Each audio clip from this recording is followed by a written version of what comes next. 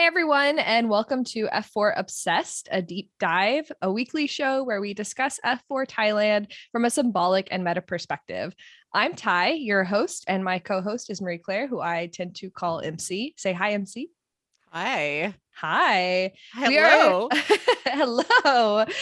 We are Hana Yori Dango fans, and we truly adore this story. This episode this week was so exciting, so we are very, very hyped to get to it.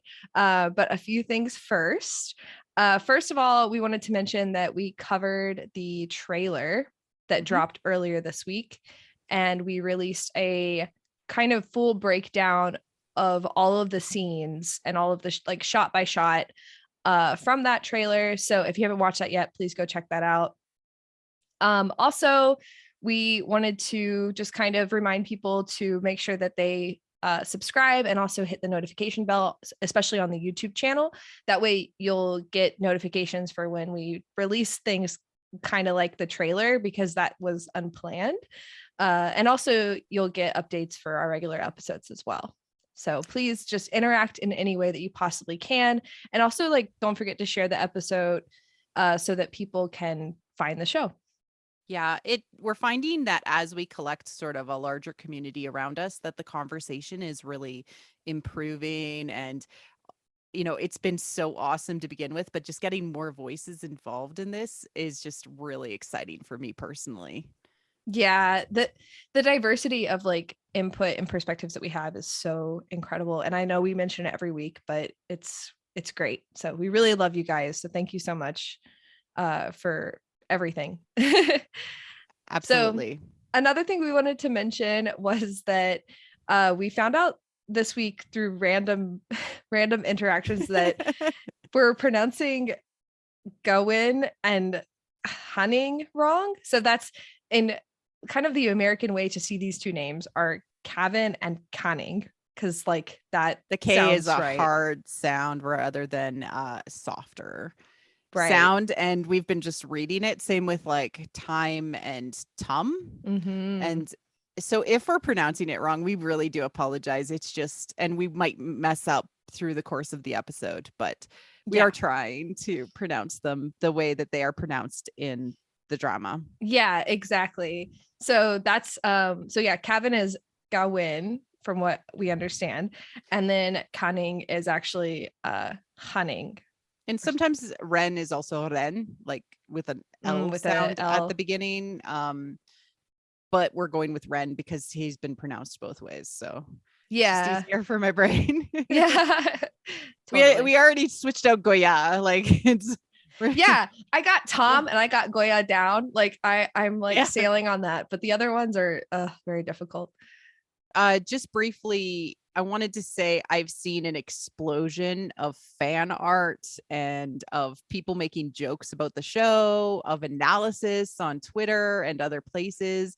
And to me, this is all just a symbol and a symptom or an outcome of a really solid transformational fandom that is building around the show. And that's entirely due to the layers of this show that we're able to dig into and how much the show's content is giving the audience. And so when you see a large fandom that builds and builds and builds, and then there's more and more content being created of it, it's because creators within the general audience are being inspired to create. And that's just awesome. I wanted to call that out, that transformational fandoms are good. And the fact that this one is starting so heavily, and it's not just reactions, it's not just emotions, it's also taking it and then creating memes out of it, or writing a little short kind of behind the scenes fix, or drawing something that you think would be really cool to see in the show. That is all just so wonderful to see in a fandom. Yeah. MC and I come from a really, I would say, wealthy, transformative fandoms, especially with being with Star Wars before.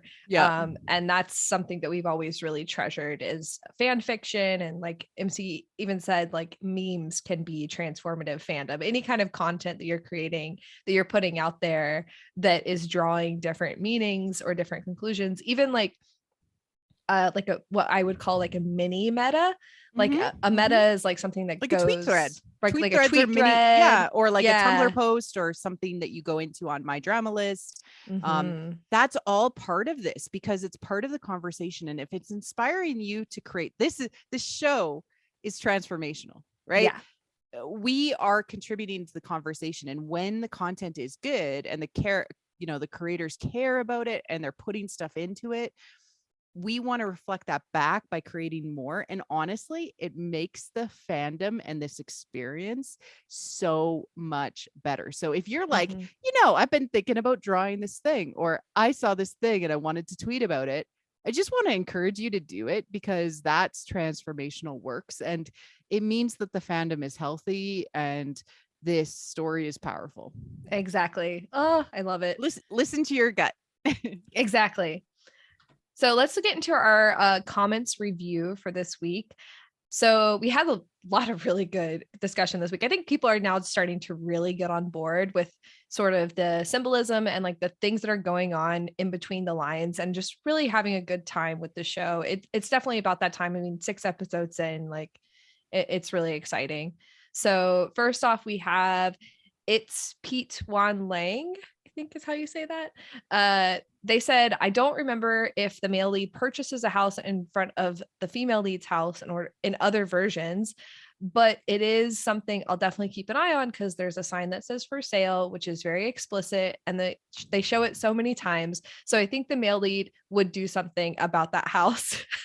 Yeah. So he either rents a house right next door or down the street, or it's really close by, right? Because Right. he's in like full protection mode because she's living on her own, and she absolutely needs that support Yeah. because she gets into trouble a little bit when that happens. Yes. But yeah, somebody else pointed that out earlier on as well, and I'm obsessed that for sale sign existed. Yeah, again, it just goes to show you that so many people are now like looking in the background of every single scene, like trying to find these little details that are going to tell us what's going to happen, and not just what's going to happen, but also like what's happening in the scene, like the symbolism and the metaphor and all that. So yeah, and I think this goes to the storyteller's ability to not have anything come out of left field. yes, Nothing is surprising because Mhm.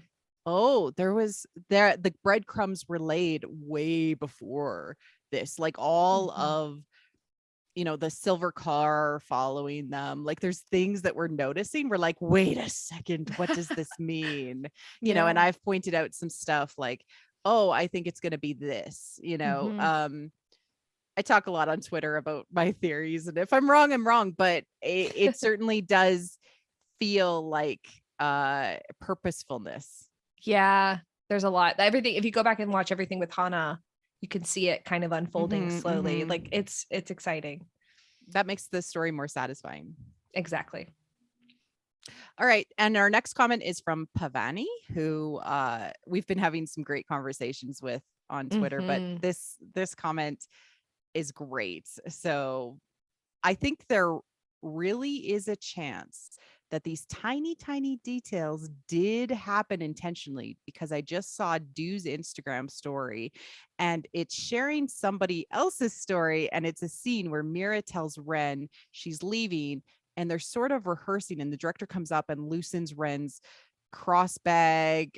body bag, how it sits on him. And to me, it's such a huge insight into the crazy small details this director and production put into the show. I saw this Instagram post after she called it out. I went and looked for it and I was like, oh my God. Like the director has such a like gentle hand with these actors, especially with Ren or with Du, because he's so new. And the way that he handled him, he just immediately stops the scene, comes in and adjusts a bag. Maybe because he wants them to not stand so taut. Maybe he wants them to like relax a little bit more. It's subtle changes and adjustments and notes, right? Yeah, exactly. So that's really, really cool. And I thought that was interesting to call out in terms of like, hey, they're doing all these things on purpose. Like these little details matter. The next comment is from Wulan Wajaya.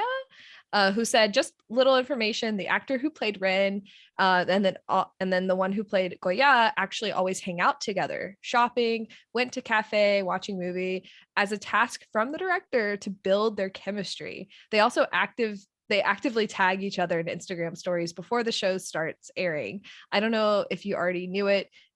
Do and two were both born in 2000. They're That's both cute. babies. They're both babies. But no, that's what you have to do as a director, right? Because the chemistry and what they're expressing and what they're putting out there and what we're picking up has to feel real, right? Yes. And if they're awkward, it's going to feel awkward. And so that's the level of detail that this director is putting into the show. Yeah, there was a lot of stuff in the like pre-show, like the Journey special they showed us and all of that, where they're building chemistry, they play games together, but it's not just there. Like they're also going out and hanging out. They talk a lot about in the previews, like about F4 hanging out, just the four of them, so they can build that chemistry and camaraderie. So that's so special. Be friends. Yeah. So our next comment is from Evelyn Wilder.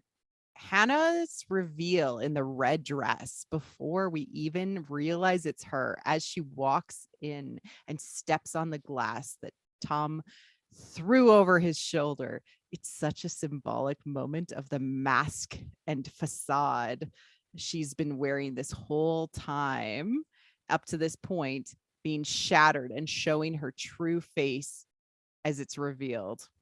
Another symbol that ties back to that, to the episode title. Yes, absolutely. Yeah. That episode like was just thick in mirrors and reflections and seeing things in a different way. And yes, absolutely, this was one of those symbolic moments. So great catch. We didn't talk about it on the podcast. This is what we appreciate about our comments in this whole video. Yeah, absolutely. Glow Car said every episode deals with an aspect of personal growth. Last week it was all about allowing oneself to give people a chance, break doors, and put yourself out there. This week it's about looking behind the pretense of one's act, about breaking through what's fake or unimportant and finding what's real. Yes, I like this. And again, this is getting into kind of the bigger picture stuff of what's going on with the story. So I definitely appreciate that people are starting to see like the themes, like the big themes. Sometimes we get so stuck in the details. It's like, it's exciting. Yeah. I call this the phases of the show, where they go through each episode. It's almost like a complete phase that they're in. Yeah. But in entirely talking about personal growth, and or like, they could literally slap on at the end, and the moral of today's story, audience, is X. And it would totally go well with the show, because like they're trying to tell us that these are lessons that need to be learned for this couple, and it's all the point of the trials that they go through. Yeah, absolutely. And we also wanted to just give a quick shout out to Pavani at PAVANIVSK on Twitter. She's been so cool and like chatting with us on Twitter. And she also has a TikTok that is PAVANIVSK4. And she's producing like TikToks where she talks about the kind of stuff that we talk about on the show, but she's doing it from her perspective. And we just really appreciate it because she's big brain and it's really cool. So, and we're awesome. we're loving that people are creating content and that we're inspiring people maybe a little bit to get out there and start talking about the show, because in this way, especially. Yeah, exactly. Because a lot of people, have said that they were just kind of shy before to talk about things and such in this kind of detail, but don't be like, get out there, create whatever you want to create, say whatever preposterous things that you want to say, because it's fun. That's the whole part about like diving into story from this perspective. Absolutely. So we have our Hana Yori Dango lore this week. We're going to just briefly talk about second lead syndrome. So this is really fun. I grabbed these screenshots from the manga. And this is from the author. She does these little panels on the side where she talks about herself or her writing, and like kind of maybe sometimes she'll talk about like music they listen to or whatever. Like we've talked about this before on this show in a previous episode in the lore. And in this particular panel, which is, I think it's kind of just when like kind of the Rui, who's the Ren character, and our female lead, when they start to have more chemistry, then when they start to talk a little bit more, she talks about this. And what she says in this panel, she says, when I read my fan letters, I divide them into Damuji types and Rui types. That's Tom types and Ren types. And it's interesting. Judging by numbers alone, the Damuji types seem to be winning. Even my two assistants who came to visit are separated into Damuji type and Rui type.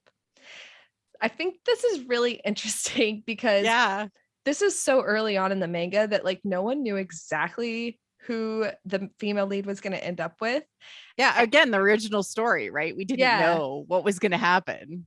Yeah, and even then, like the author, I feel the author knew what she was doing, and she knew who she was going to have the female lead end up with, but she didn't even tell her assistants who are helping her draw the characters. So but I think it's funny that she like even had to separate the fan letters, which I understand the compartmentalizing of that, because it's like you have to kind of look at, you know, kind of more gentle, like with the Rui fans. Like, I know you love this character, but things aren't going to go the way that you want them to go. Right. Because that's the story. The story is that this is between the Damuji character, the Tom character, and our female lead. And I have one question for you, Ty. What's a drama that you've had a second lead syndrome on? Extraordinary You. 100%, hands down. Like, yeah, that drama just killed me. Like, there's probably more than that, but that was like, that's a main one, definitely. And not that I don't like the main couple. Yeah. But that one, because the bad boy, I think, was the secondary. Yeah. I was like, oh, but it could be so interesting. So I've had like two in recent times. So I'm gonna mention both of them, but True Beauty, both the webtoon and the actual K-drama, the K-drama that came out, like just the actor that portrayed the second lead was just so good. And then Startup, which like literally the fandom was up in uproar. What happened? Like that was where they like played it a little bad, I think. I agree. I stopped watching Startup because I heard what was happening. Like I started watching it right towards the end of it, and everyone was like, no. And I was like, no. So I stopped watching it. I just couldn't deal with it. And I had the same reaction to True Beauty. I'm not going to lie. Again, I liked the main couple, but that secondary lead, oof. Yeah. So that's what second lead syndrome feels like. That's what it is. It does. Exactly. And to me, it's never really about that you don't like the main lead necessarily, but sometimes you just like the secondary lead more for the main female lead, right? So or the main other couple. So I don't know. This is a really interesting thing, and it is something that happens in this show a fair amount, depending on the versions that people are watching. I remember so many people when you and I were watching Meteor Garden 2018 who were obsessed with the Lei character and were mad at Dao Mingxi taking I had over. some people in my mentions today on Twitter talking about how they wanted Ren to be the one she ends up with. And I'm looking at this like, what? This is happening still? I mean, people don't know the story, right? So it blows my mind. It makes me laugh. Like, honestly, it just makes me laugh because that's just a part of the story. It's built part of it. Into the story. So it's fun. So if you're out there arguing about this, just make sure you're having fun with it, because it's supposed to be fun. So it is. Yeah. All right, so let's get to some astrology. So this was kind of this kind of surprised me this morning when I woke up, when I went to go look at Twitter, because a lot of the cast and a lot of the like production, they live tweet during the episodes. They do. And one of the things that came out today was like before the episode dropped, they dropped this huge bomb in my life, which is the stars in the poster are supposed to correlate with the characters. I think people were like, oh, it's Tom's birthday coming up. So this is actually the main lead from the manga. His manga lead birthday is actually January 31st. Right. It's coming up. It's literally now. Like this weekend we are recording. And out of nowhere, the production company's like, oh, we just wanted to set everything straight. Tom's birthday is actually not now. Yeah, they dropped this huge bomb. They said, they even clarified that like these astrological signs are not based on the manga. They're not based on the original characters. So that tips us off into, okay, what do these mean? Yeah, because you don't change them for no reason. Exactly.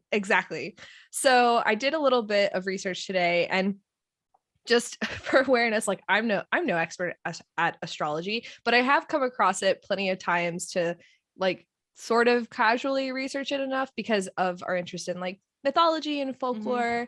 And archetypical symbols, which these Yes. are, and they often fall into storytelling and writing techniques. People utilize them to think about story as well. Yeah, there's a podcast I listen to called the Salome Podcast, which is about Jungian thought and Jungian theory, Jungian psychology. And one of the women who hosts it is an astrologist. Essentially, that's her field.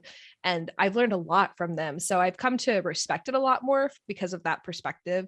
So I really dug into the houses of these signs, and I'll give you a little bit more context than what's just on the slide. So let's start with Tom. They said that Tom was Gemini, and that house is typically means order, and it's also considered like the house of sharing. And this house thing is specific to Thailand. So Buddhism?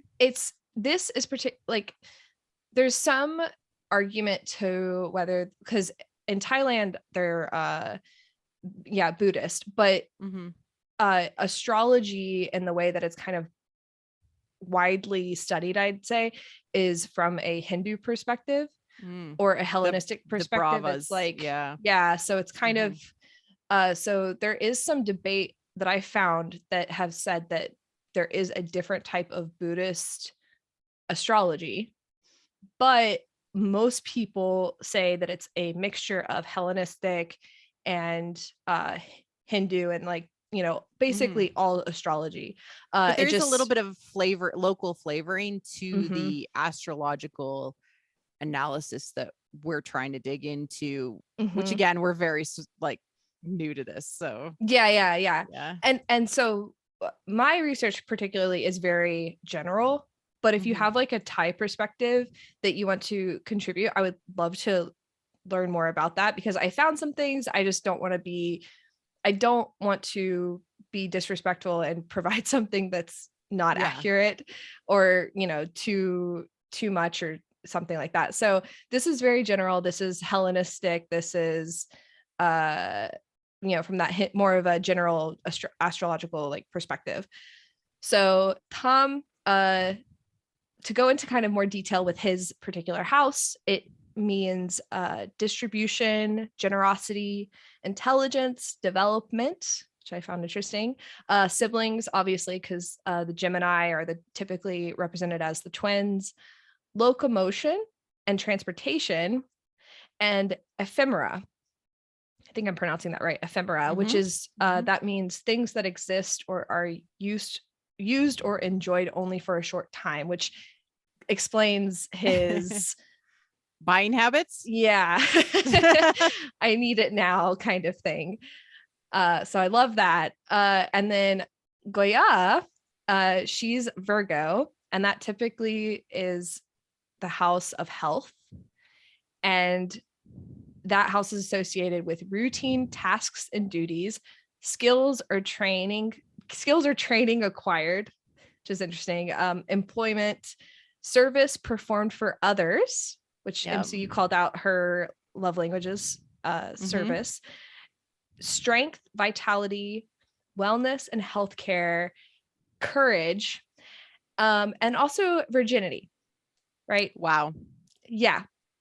So that was a good one. Ren is an Aries, and his house often represents life, and it's typically called the house of self. And oh my God, I love this so much. Oh, it's so good. Often is associated with physical appearance, traits and characteristics, resourcefulness, outlook and impressions, ego, beginnings and initiatives. And he's associated with the ram, so like that kind of goes along with all of that as well. I like that one. And then we have Goin, who's Sagittarius. He is associated, that's the house of purpose. And I loved that the Latin word actually means passage. And we've discussed before that he's kind of like a threshold guardian. He also is the one who's explaining to Tom most often like what he should do or what he thinks he should do. Explaining his situation in different language. Yeah. Yep. And that house, the house of purpose, is often associated with travel and foreign affairs, culture, expansion, law and ethics, education, learning, knowledge, philosophical interests, belief systems, experience through exploration, and things long term. And this is the symbol is typically like the archer. So he's always shooting a arrow. So I like that. And then MJ is Pisces. He is, the Latin word that's associated with it means rehabilitation, and it's the house of sacrifice. And I know. We talked about this during the trailer review. Yeah, we did, about how he is the moon. He keeps the F4 together. Like he heals them and helps them like be okay. Yeah. And that house, the house of sacrifice, is often represented in privacy, refuge, seclusion, and retreating, clandestiny. It's a weird word. Revelation, intuition, extremities, abundance, but also addictions, luck, miracles, releasing and relinquishing, healing and cleansing, forgiveness and peacefulness, finality, completion, and conclusion. Doesn't it feel like they wrote these on the whiteboard and then wrote the scripts? Yeah. Very much so. It's like it's like that meme where he has like the red yarn connecting everything, and he's like drawing all the from conspiracy theory meme. It's the conspiracy meme. Like it's literally like that, but they're like doing that on the star chart in the writer's room with all the characters like put up there. Like it's amazing. You think we're crazy for digging into this show this much, you're wrong. Yeah. I agree. Yeah, you're wrong, because this is it's so perfect. It's all on purpose. They're doing this on purpose. When I saw this come out, I messaged you and I'm like, you've got to be kidding me. Yeah, I couldn't believe it. I like, you're sharing this with us. You're telling us that it's intentional. You're telling us you did this. Like, holy moly, this is insane. So yeah, I love them. I love you. I love you, production company /writers / the costume stylists. You're brilliant, and you deserve all of the praise for this show because it is brilliant. Absolutely. Applause to you. Incredible. So yeah, I love it. And I don't know if I mentioned this too, but like MJ's kind of purpose is very yin yang, and I like that about him. Like it also matches his outfits and him being kind of this black and white balanced character, but he also is represented in purple. So we'll see where that goes with his story. So yeah, let's go on to our who, what, where for this week, which we had to do because Ren is back and he's wearing pattern. I love this so much.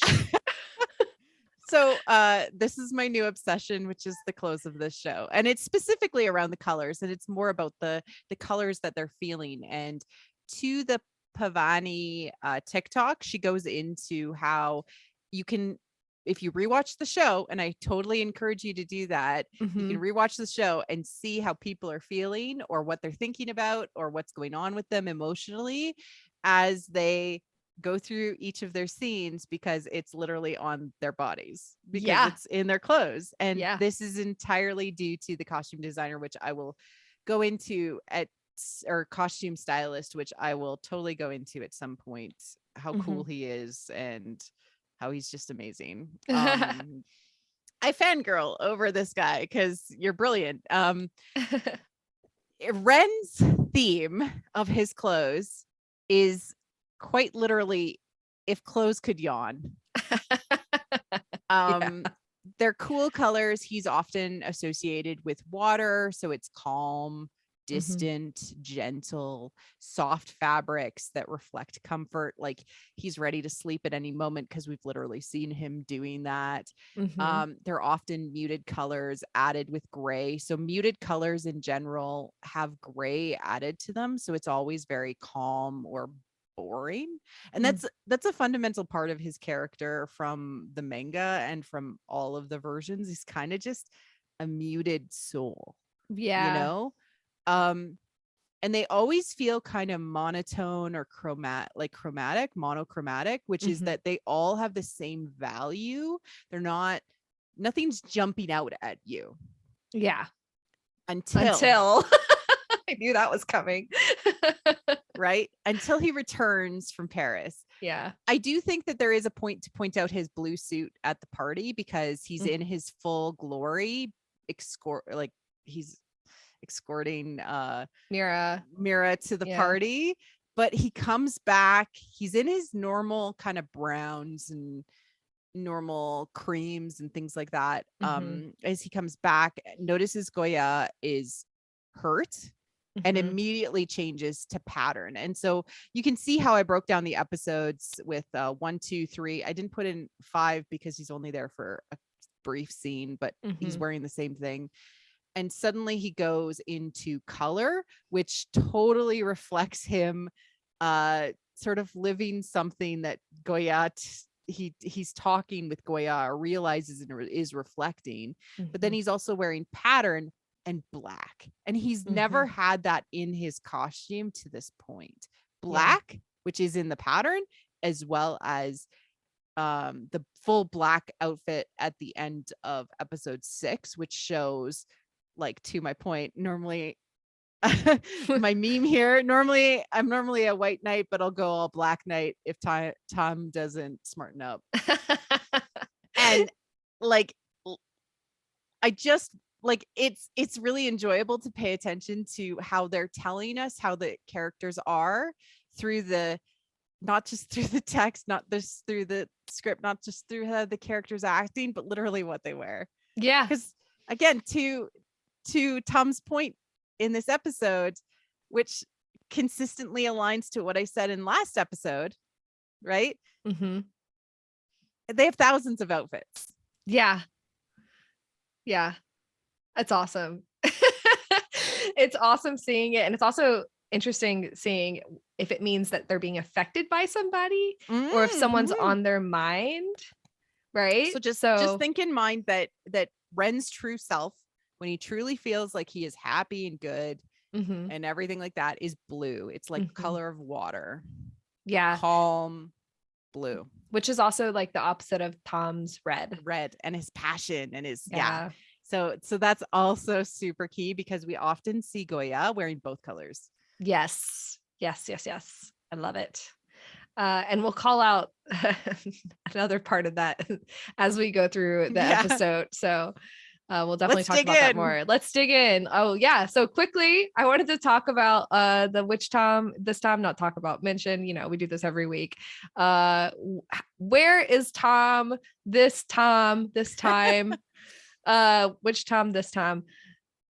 He did last week on the kind of angry smitten area, which we thought was hysterical to see him at. And this week, I'm going to play my little animation. He went down to smitten sweet, and then he went all the way up to just angry. Yeah. Because we know what happens at the end of this episode. It's not pleasant. It breaks my heart. But yeah, that's where we're going to be. So that's where he ends it, and we'll see where he goes next week. So, and also let's talk about Tulip Mania, because this is the beginning of the episode. So we want to go ahead and get this out of the way. And the main title of the episode, but it's not revealed later what it means until later. Yeah. Yeah. She doesn't explain it. I mean, I kind of knew, like, when they said Tulip Mania, I was like, I've heard of this before. Like, somewhere in something I've seen this before. And then she sort of explains it at the end. So we want to go ahead and talk about it because it's really important for the whole episode. Basically, in the 1600s, tulips were imported from the Middle East to parts of Europe, and that's when the flower rapidly became a coveted luxury item. So the price of them like shot through the roof because of the demand. So now the term Tulip Mania is often used metaphorically to refer to any large economic bubble when asset prices deviate from intrinsic values. And what that basically means is, like, the mom is seeing, or Roselyn is her name, sees Gorya as a tulip during Tulip Mania, and she's being coveted, but she doesn't actually have any intrinsic value, right? Yeah. So that's how the mom is seeing this. She's seeing it from an economic perspective, which is hysterical. But again, we're pulling in flower metaphors, which is brilliant from a story point of view. But Goya's not a tulip. Of course not. And right? that's her. She's using false logic throughout all of her thinking, is she thinks that this is just some common flower, but whereas Goya's not even a flower, she's a weed. So she's not going to be crushed by this economic thinking, because weeds always grow back, right? Yeah. And weeds are always there. Yeah, weeds are always and they're there. strong, and I love it. I love it. All right, so let's start with the first scene. So, oh my goodness. We did not in this scene start where we left off in the last one, which I think is kind of deviating from the typical, like typically what they do. We start in Singapore, where the mom, Roselyn, and the sister Tia are at. And Roselyn is like, do you know about this girl? And Tia lies to her. It's like, no. But then she sees that she had a photo of her with her. Calls her out right away. Yep. I did want to call out two things before we get too deep into that scene. So first, the shot of Singapore is of the Marina Bay Sands Singapore Hotel, which is the one with the ship on the top. Yep.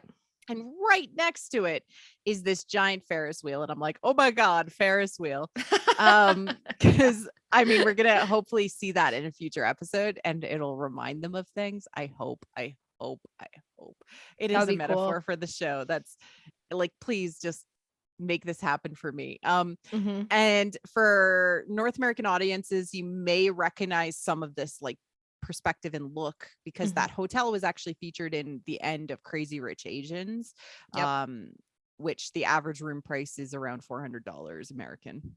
Yeah.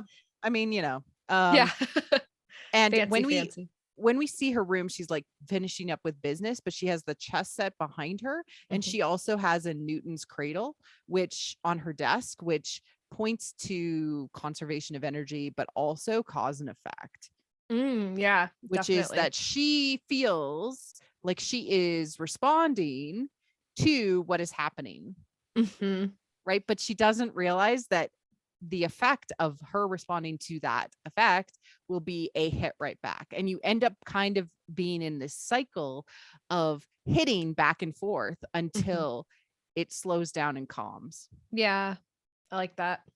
I also just noticed that the color that Tia was wearing in the picture is the same color as the tulip Yes. Yeah. Because So it's like her experiences. She's trying to save Tom from the experiences that she went through in the past where her mother interrupted her ability to find love. And also she's directly picking the tulip away from a white rose. yeah. Which represents Tom. Yeah. In Absolutely. her mind, he's a pure white rose. But he Mm-hmm. is neither of those things. Yeah. Yeah. Her flower metaphors are all messed up. Yeah, she doesn't understand her own kids' flower metaphors. What's going on there? Love that. So yeah, so then we get the scene. So we actually go back to the flower shop, right? So we go to the flower shop where they show us the title, and then we get the flower shop owner saying something totally different, right? So we have the Tulip Mania idea, which is an economic perspective, but then we get the flower shop owner saying tulip symbolizes first love that is romantic, which fits well with the current mental state of Gorya that is full of confusion now that the man of her dreams has returned. Yeah. Which I found adorable. The cut to this scene was just of the image of like Ren returning, right? And it's just before the credits, and it's Roselyn saying, "I hate change," with Ren coming back.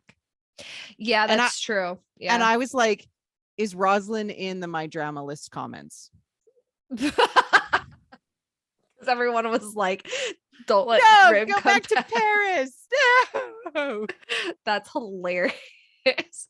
Oh my god. I did find that weird that they like inserted that scene back in again. I'm like, I've seen this so many times, but you know.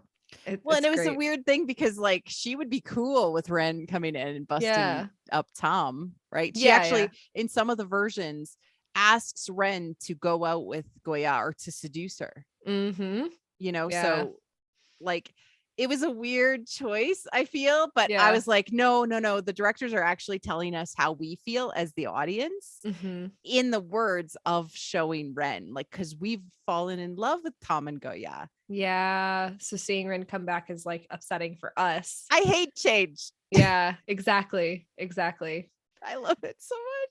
That's so good. But yeah, it's literally like, you know, a reflection. And I thought this was so fascinating that a week had passed. Yes. Yep. You know, a week had passed, and we get this like reflection back, and she's kind of like being told like first love and like you should be happy, and she's like, I'm confused. Yeah. Well, because Ren's back and she never got over that crush. So so we get like this sort of flashback because we're kind of picking up where we left off, but we're in the flower shop and she's telling them what happened. And we've basically seen most of this. Like Ren leans in and says, was I gone for that long? Like seeing the bruise on her face. Yeah. And then and then Tom sees how close he was getting to her. And he's like, oh, did I tell you? Like, we're together now. And you know that Tom knows that they're actually not. He's just kind of doing this to mark his territory. Yeah. Like he's being a little territorial over Gorya. But he still loves his friend. So he's gonna give Ren the benefit of the doubt. So then the F4 boys go off, and Tom tells Gorya that this is just for F4, which is funny because in the previous versions, like he's invited Gorya to go out with them, like, or the female lead to go out with them. She does not join this outing because she doesn't have to, because we have social media to show us what happens. So brilliant. Yeah. It's really good. And it's so good too, because we actually get her real reaction. Whereas in the other versions, she just has to stay quiet and watch everything happen. Showing this through this, because sometimes we see Gorya invited out to this event. Yes. Right. I think pretty much every time she goes physically there. Yeah. This is such a smart, efficient way, because it like took like 3 seconds to do.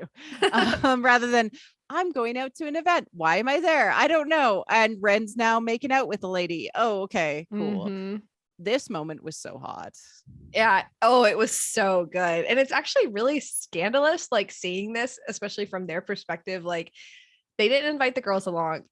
Tom explicitly told her like, this is not for you. And then to see them doing this kind of stuff, it's like, oh my goodness gracious. Like, this is really, you know, a moment that probably should not have been captured, but was. So then the girls treat it as such, right? They're reacting like, oh my God, take a screenshot. Like, what's happening? What's going on? Yeah. like, so we can look and analyze it later. I felt this in my soul. I don't know if you did, but I did. Yeah.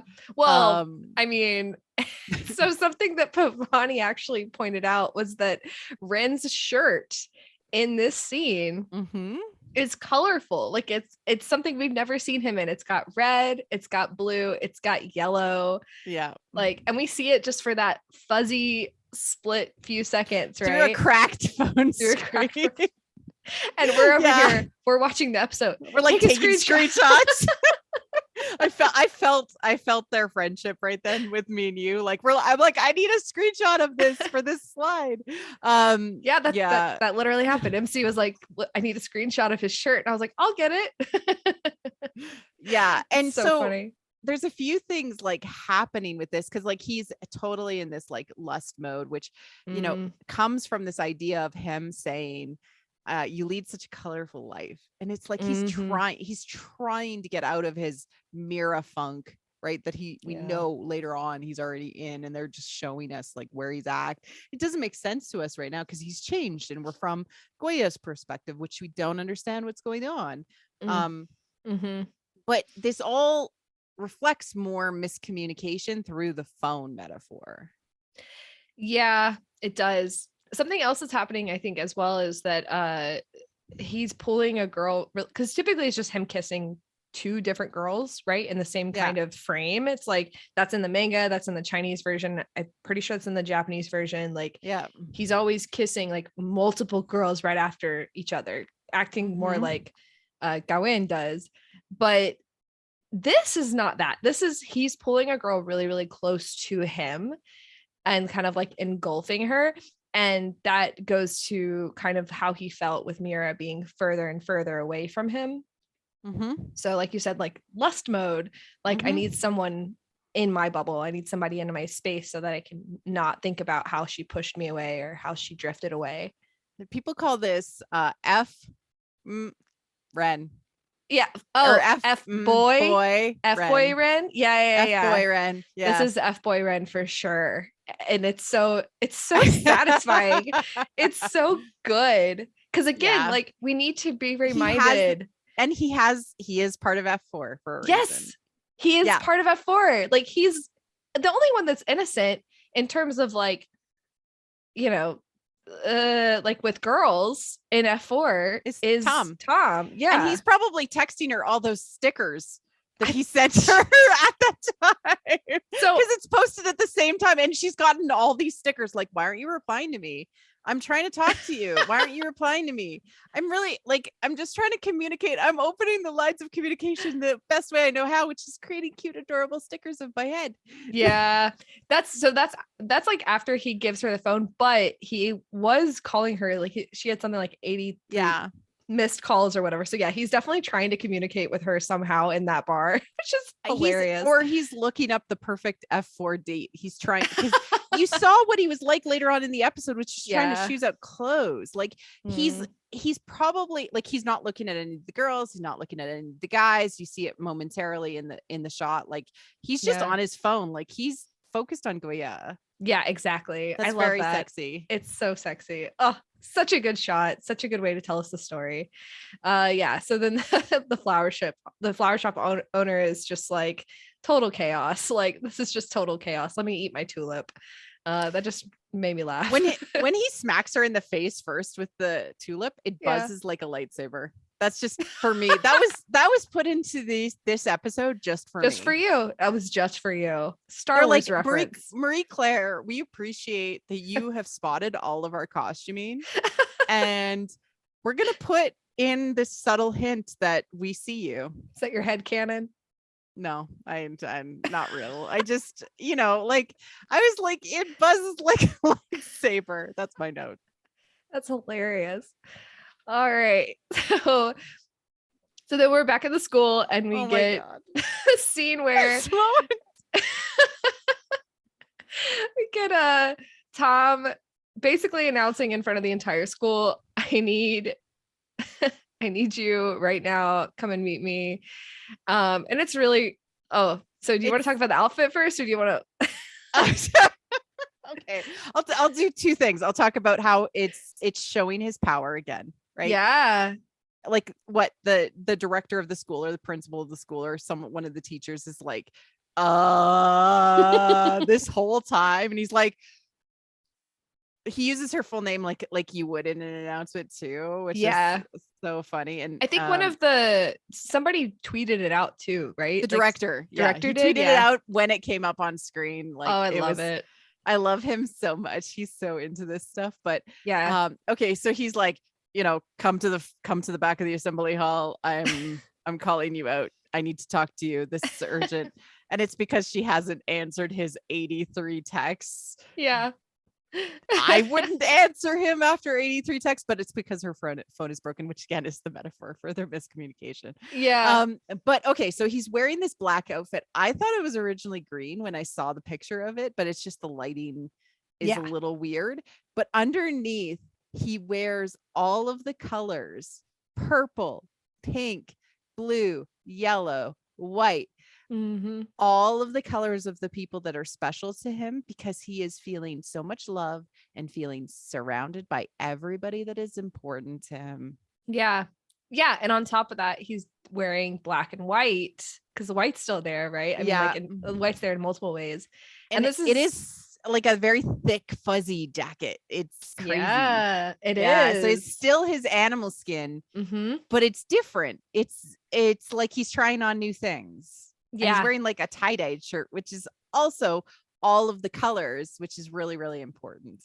Yes, I love that. I love seeing that because we haven't seen him wear so many colors yet.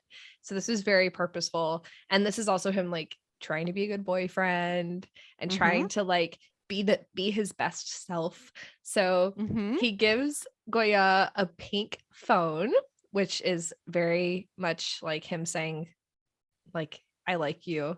Yeah. And here's a Valentine. Here's a phone-shaped Valentine. And he knows she won't accept it. So he's like, I'm just gonna put it down on the ground. And if anybody happens to pick up this phone, it's theirs. Like a frightened animal or something like that. Like, I'm just trying to feed you food. I'm trying to take care of you. I love that. Yeah. But you're scared. And so he's like, I'm just gonna, and she's like, fine, like, this is ridiculous, but like, there's no other way that she could have accepted that from him, because that creates the power imbalance again. Yeah, true. And she takes it reluctantly, and it has a little pop socket on it with flowers on it in a field, which I love. Oh my god. I literally was like, what is on this pop socket side? Yeah. Because I found it because I think in the later scene when he finds out that that Ren had it, they showed a little bit closer. It's a little bit more clear that it's a field, a green field with pink and white and yellow flowers. So again, the symbolism is insane. Like, they didn't have to put a pop socket on this. They didn't have to put anything. They didn't have to put especially a piece of art on the pop socket like this. Like, oh my god, all of these choices are so purposeful. So a couple other things. They use an added arrow, which is they've used before once or twice. It's very manga anime. It is very like cartoony, and I love it because it just sort of like, ding, this is what you need to be paying attention to. He called 83 times and she didn't pick up because of her broken phone. He's worried about her, and this goes back to his promise that he made when she was unconscious. Like, you just need to be close to me all the time. Right? Yep. And exactly. They never go on the F4 date. No, they don't. And that kind of answered our question from last time we kind of speculated about this. I was like, okay, how does he like? Yeah. What is the zoo date, the F4 date? Like, it was really confusing, but plans do change is what it ends up happening. So so then we get Gorya goes up to the roof to give Rin back the handkerchief so she can finally talk to him and kind of figure out her feelings and figure out where he's at mentally, because she knows things are not resolved. And we've said this from the beginning since she got the handkerchief. Like, in order for things to be resolved, she has to take the first step to giving him the handkerchief back. Yeah. But this is actually, for him, it's a reminder of like all of the feelings that he kind of didn't realize he had. Yeah. When he gets it back. So it almost like, notice his patterns, right? He's got black running through him because he's totally disrupted right now. His shirt is black and white, which we know is the color of decision and change and transformation in the show so far. But he's wearing like the brown, which is consistent with himself and also Gorya. But he's got black running through, like very heavy black lines running through his outfit. And I have no doubt that this outfit costs a lot of money. Like everything in this show. How much money did this show cost? I know. It's insane. We can date behind his back. That it's very temptation. Yeah. And right? this is in every version. Like he makes a joke. He says like, why don't we date? Why don't we go out? Why don't, and some of them he says behind his back. That's not in all of them, but, or we can date in secret, I think is in some versions. And, she looks at him like, what are you, like, what is going on? Like, you're not the same person that you were before. But she doesn't over emote in this part at all, which I really appreciate, because previous versions have over emoted in this in this particular scene. But he immediately kind of like steps back and he's like, oh, I'm just kidding. You thought I was being serious? Yeah. And she's like, no, I gotta go. So she's like, I gotta get away from you. You're not the same. You're not the same Ren. Yeah, you're being weird. You're being weird. But and like, did I come back to, or I didn't come back too late, didn't I? Or did I? Really comes to me from a very selfish place. Like he saw Tom, he saw her, and it's really coming from I don't know what I need. And so I'm just going to kind of throw stuff wherever it goes and see what sticks. And maybe go, this person I already had an interaction with could heal me. Yeah. And this is the first time like Ren is really on his own without Mira. Like he's now like, he doesn't have her to fall back on. He doesn't have her to listen to his feelings, or he can't share his feelings with anyone. So like this is the only other person in his life that kind of fulfills that need in terms of like a and feminine. You and I have talked about this so much, about how men often need feminine acceptance and acknowledgement. Yeah, especially when it comes to high emotion situations. Yeah, absolutely. They need somebody to say, yeah, you're valid.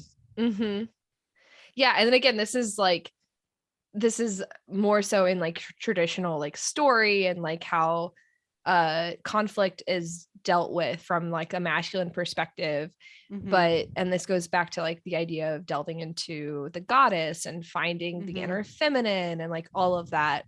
So yeah, this is for Ren, like this is the only person that he has in his life now that Mira's out of his life that who can fulfill that. Exactly.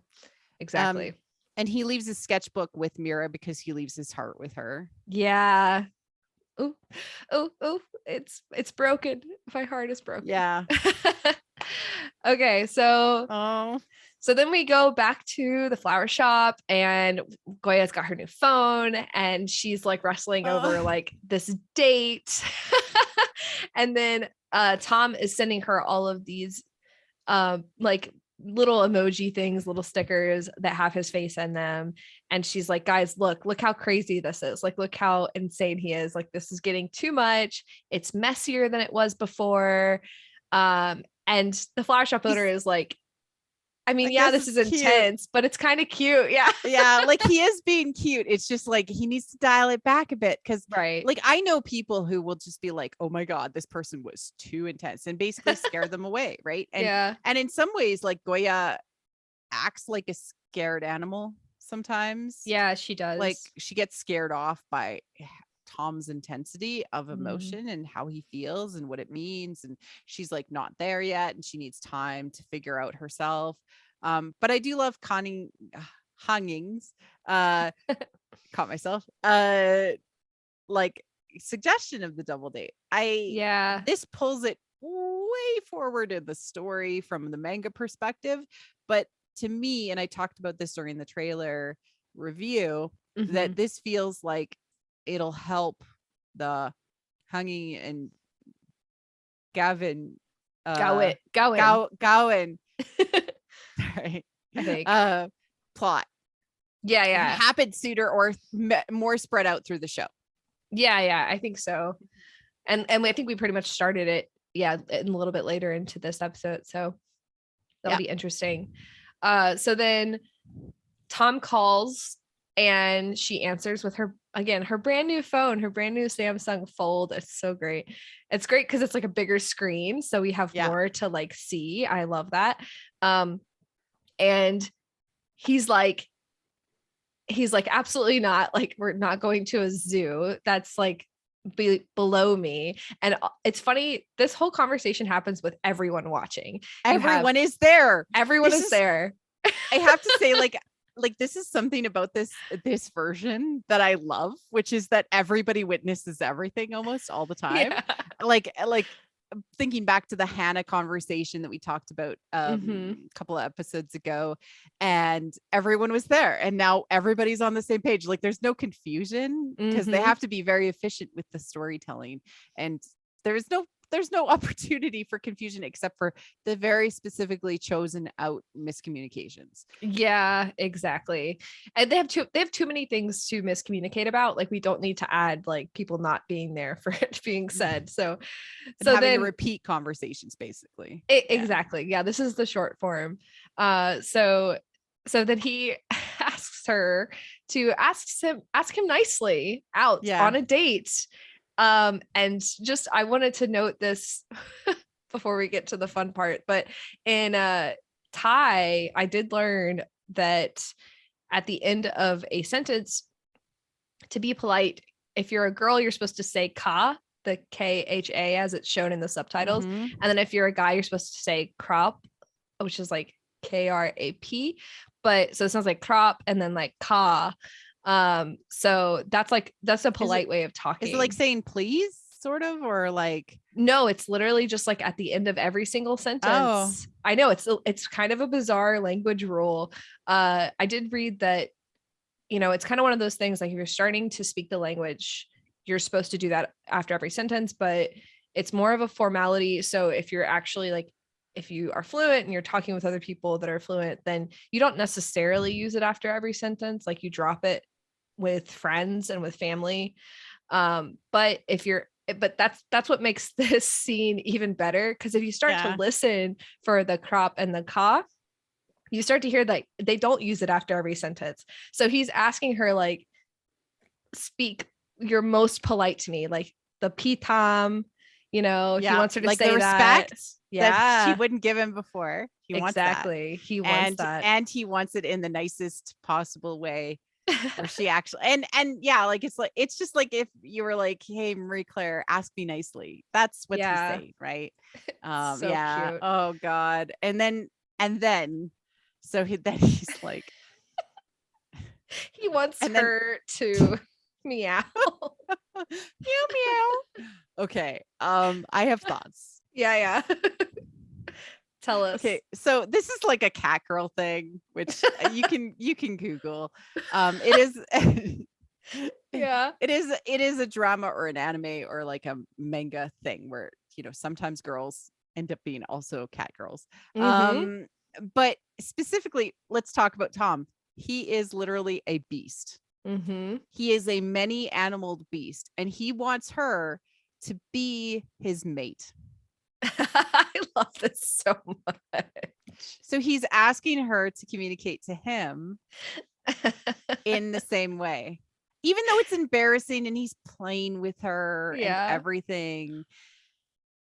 But then he's like, and I also need, because he's gone so extreme, and Ren immediately jumps in and says, I haven't gone to the zoo in a really long time. I could go if you don't want to go. And he immediately gives it up because this is the relationship, right? Yeah. Ren is always in the wings waiting for him to mess up so that he can jump in and be like, I'll be with Gorya now. Yeah. It's helping Tom to act a little bit better than he would typically act, because it's like, oh crap, I have to like, you know, I can't let him get her. I can't let him, you know, be nicer. And literally he's sitting behind him in the conversation, in the wings, ready to go. Yep. This direction and this show is that good. It's so good. I love that. And we get the commentary. I love the commentary. I love that everyone is laughing except for Gorya. And she's just frustrated. She's just like, and she tells Hana too, she's like, don't tease me. Like, she's very upset with Tom and how he's like dealing with this whole thing. But I love that this is something that this is one of those things, because everyone's involved and because everyone's laughing except for her, this is something they can laugh about for like years to come. And that's what the scene feels like. And it's so good. So good. And MJ and Gowan are just laughing their butts off and like, I can't believe this is happening. Yeah. You tamed Gorya in some ways, right? Like that's what it's saying. Or you got what you wanted, which is her to respect you, or to like, you're tricking her, like you by hook or by crook kind of idea, right? And they're just loving it. Yeah. They're loving it. Like, the back and forth between these two, like watching Tom and Gorya do this and play with each other in this way has got to be so amusing for them. Oh. So then we get so then Tia comes into the flower shop to talk to Gorya. And this does happen in the Japanese version where the sister shows up and takes out the female lead and the second female lead, the Hanin character, that she takes him out to dinner, and she is the one who suggests the double date at dinner in the Japanese version. But so this is more like a reassurance, or like fairy godmother, I'm always in your corner type situation. Yeah. And it actually is raising the stakes for like what is happening, not in the plot yet, which is like the mom is acting behind the scenes. Like it's kind of there to remind us that like Tia's actually very scared of their mom. Yeah. And she has that moment where her eyes like glaze over and she's like, I'm in so much trouble right now. Yeah. Well, and she's also says to Gorya, like, I'm just happy you're okay. Like almost as if she expected the mom to do something to her before she got there. Yeah. So, and to call out because she's wearing, and I think you thought it was gold, but it's actually green. The green, it's green. It's like greenish gold. Green sparkly monkeys. Yeah. Green sparkly monkeys on a white shirt, which is, again, Tia, we don't know exactly how high the stakes are, but for Tia, she definitely is acting like things are really bad and she is scared for Gorya, so she's there to take care of Gorya as like already her big sister, which is something we don't really get in other versions. So I really appreciate it. And also I wanted to call out that the car scene is so beautifully shot. Like I'm actually kind of I'm shocked that they did it like this, because shooting scenes in cars from like a movie making perspective is actually very difficult. Hard. Yeah. And you typically get like these really weird lighting, or you have to do it on a set where things don't sound right and they don't feel right and the car doesn't move right. This felt like they shot it in a car. They put the camera in on either side of them and did the scene, but like they still look like they're talking to each other. Like I'm just very impressed that they pulled this off. Intense direction and cinematography that many people should pay attention to, because although it seems simple, it was incredibly hard. It had to have been so hard to pull off. So hard. Like typically the with lighting. these sort of driving snes, the car is being pulled, right? So they don't run into anything. It doesn't actually even look like it. It looks like natural car driving and like all of that. Like there's even the lights stuff. Like it's like running over their faces like as they pass street lights. So feels real. It feels so real. Yeah. So really, really love that. again, it just shows you how much, you know, the cast will mention in the behind the scenes stuff how big this project is. That's kind of typically how they say it.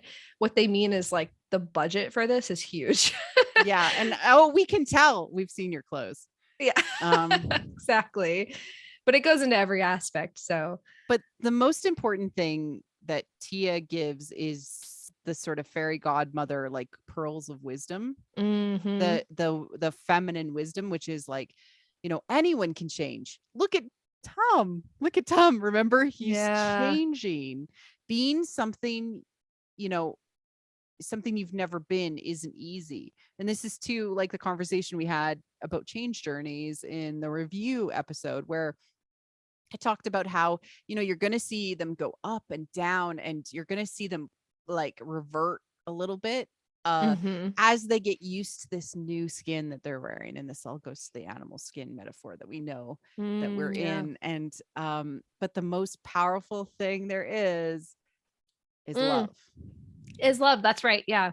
She does mention that. And it's kind of like bittersweet because Goya's mind immediately drifts to Ren. You can kind of tell. They don't show it. They don't show what she's thinking, but you can tell that's what she's thinking because she immediately runs into Ren. So that is what she's thinking, right? So it's done very purposefully, and she doesn't allow Tia to see her home. Yeah. She tells her to stop before she has to get on a bus to go there. I thought that was kind of shocking. Like, it wasn't that she was near her house. Like, she was really far away from her house. So yeah, that was really interesting.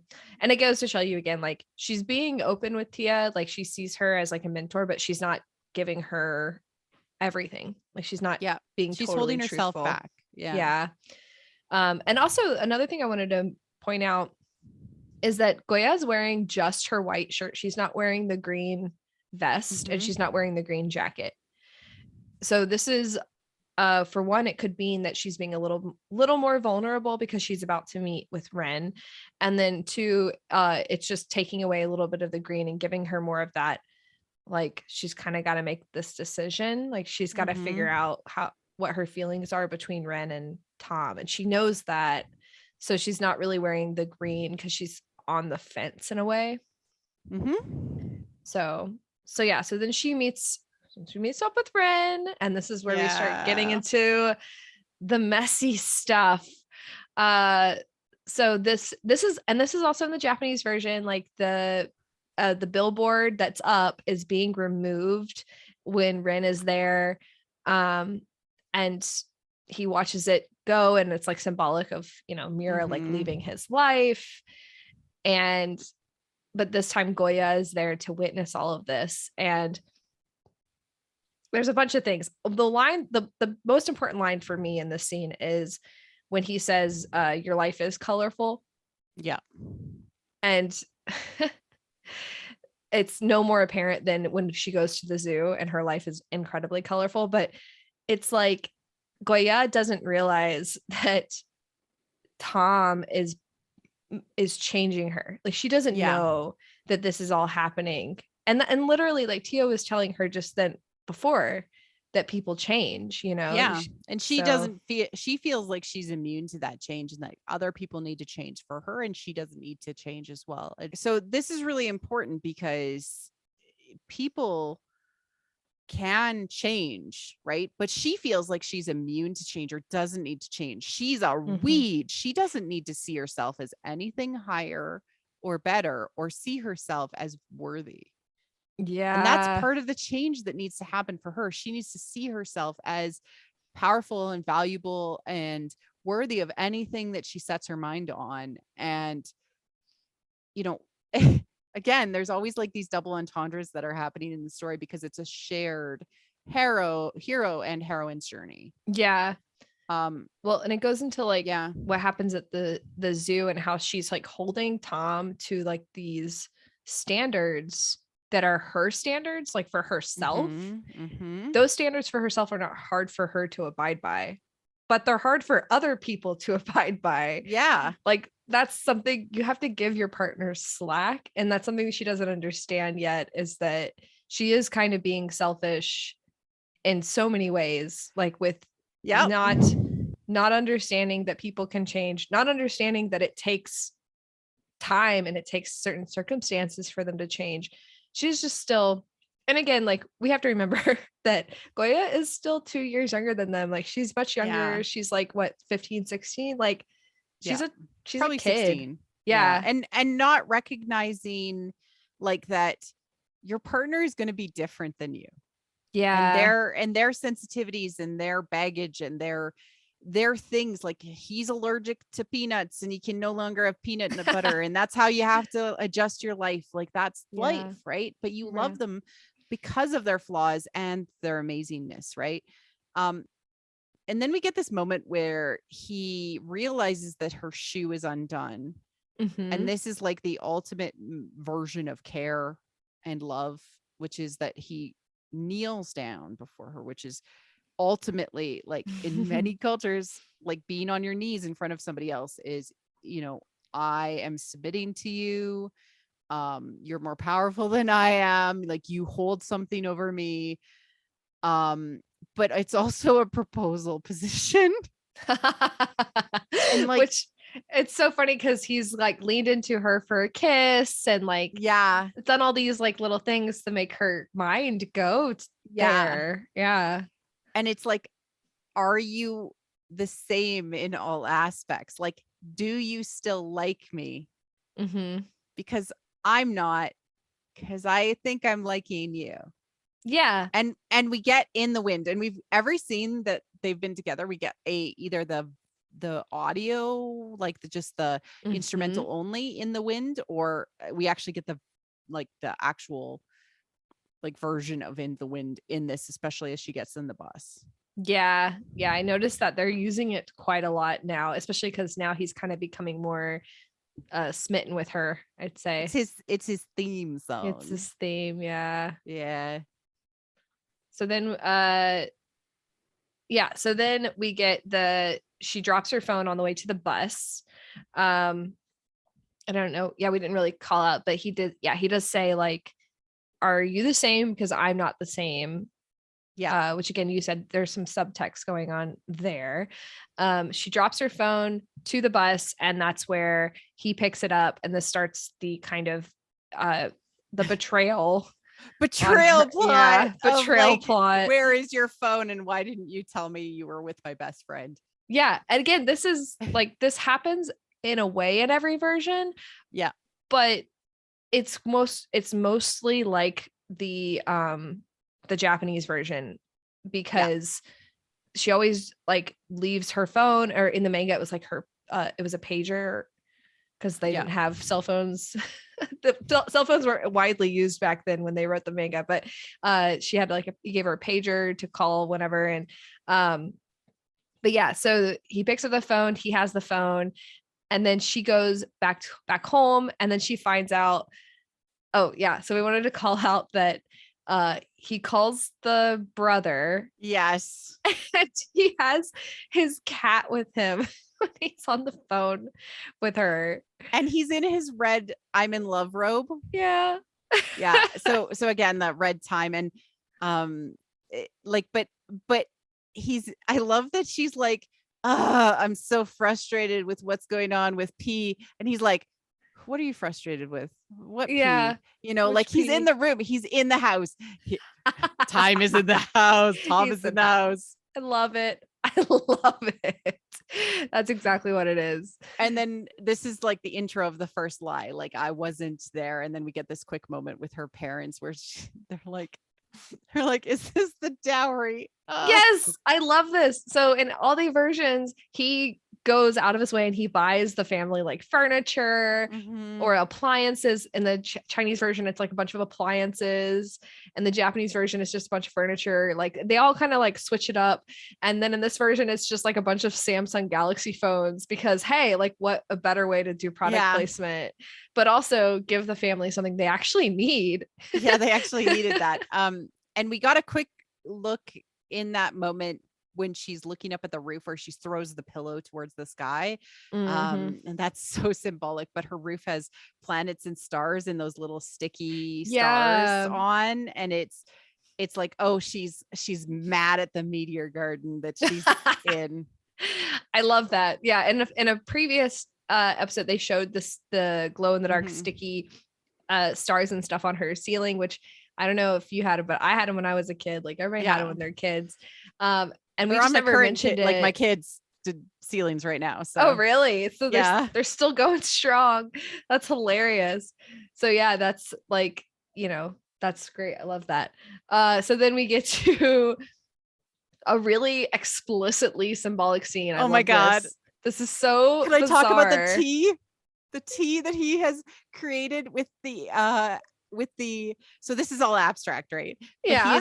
He has created negative space and a T, and you can't see it in the gifts you clipped, but it's a T. It's Tom. He's bothered by Tom. And he starts to fill it in with black. And he starts to black it out. Ooh, because he's about to wear black later on in the episode, because he's serious. He's like, I'll be a Black Knight. Yeah. I like that. So that's one of that's obviously the thing I noticed was to get closer to green, I'll be black. Yeah.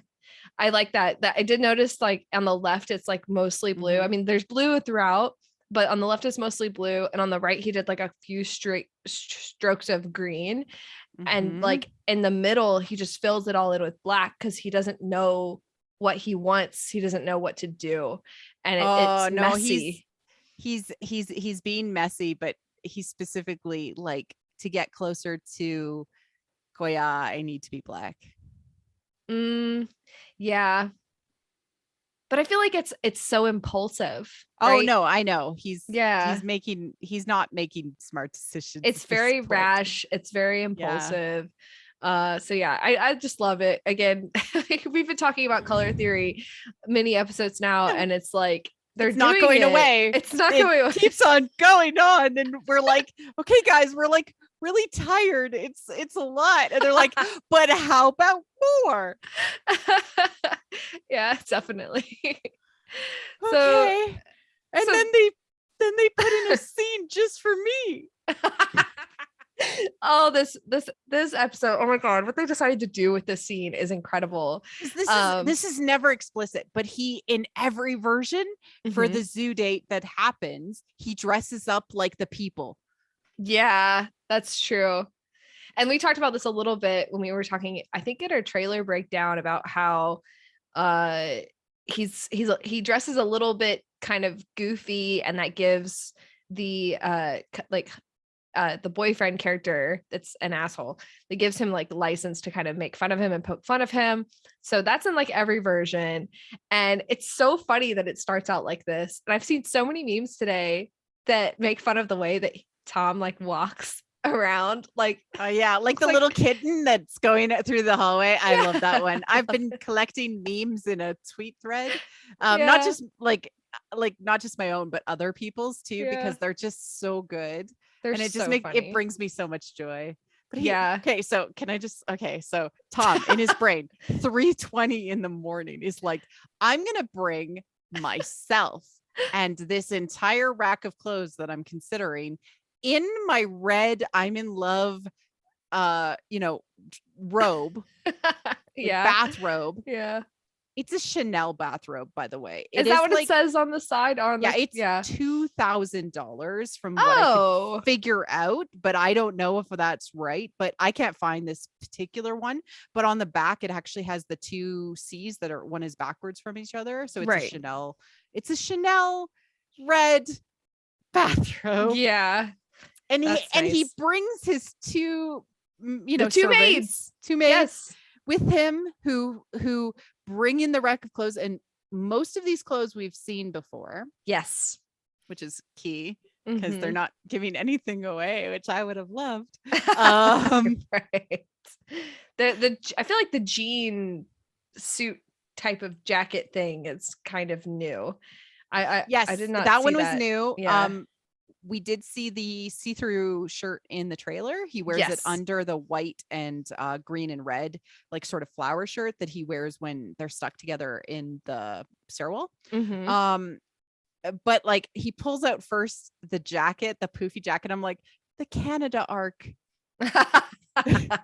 Yeah, I was thinking that too. I was like, why would he need this jacket? Like, he lives in Thailand. Like, why would he ever need this? Unless I wanted them to go to Canada. There's not enough time. Make this show 30 episodes. It needs to be 30 episodes so I can obsess about this longer. But no, okay, fine.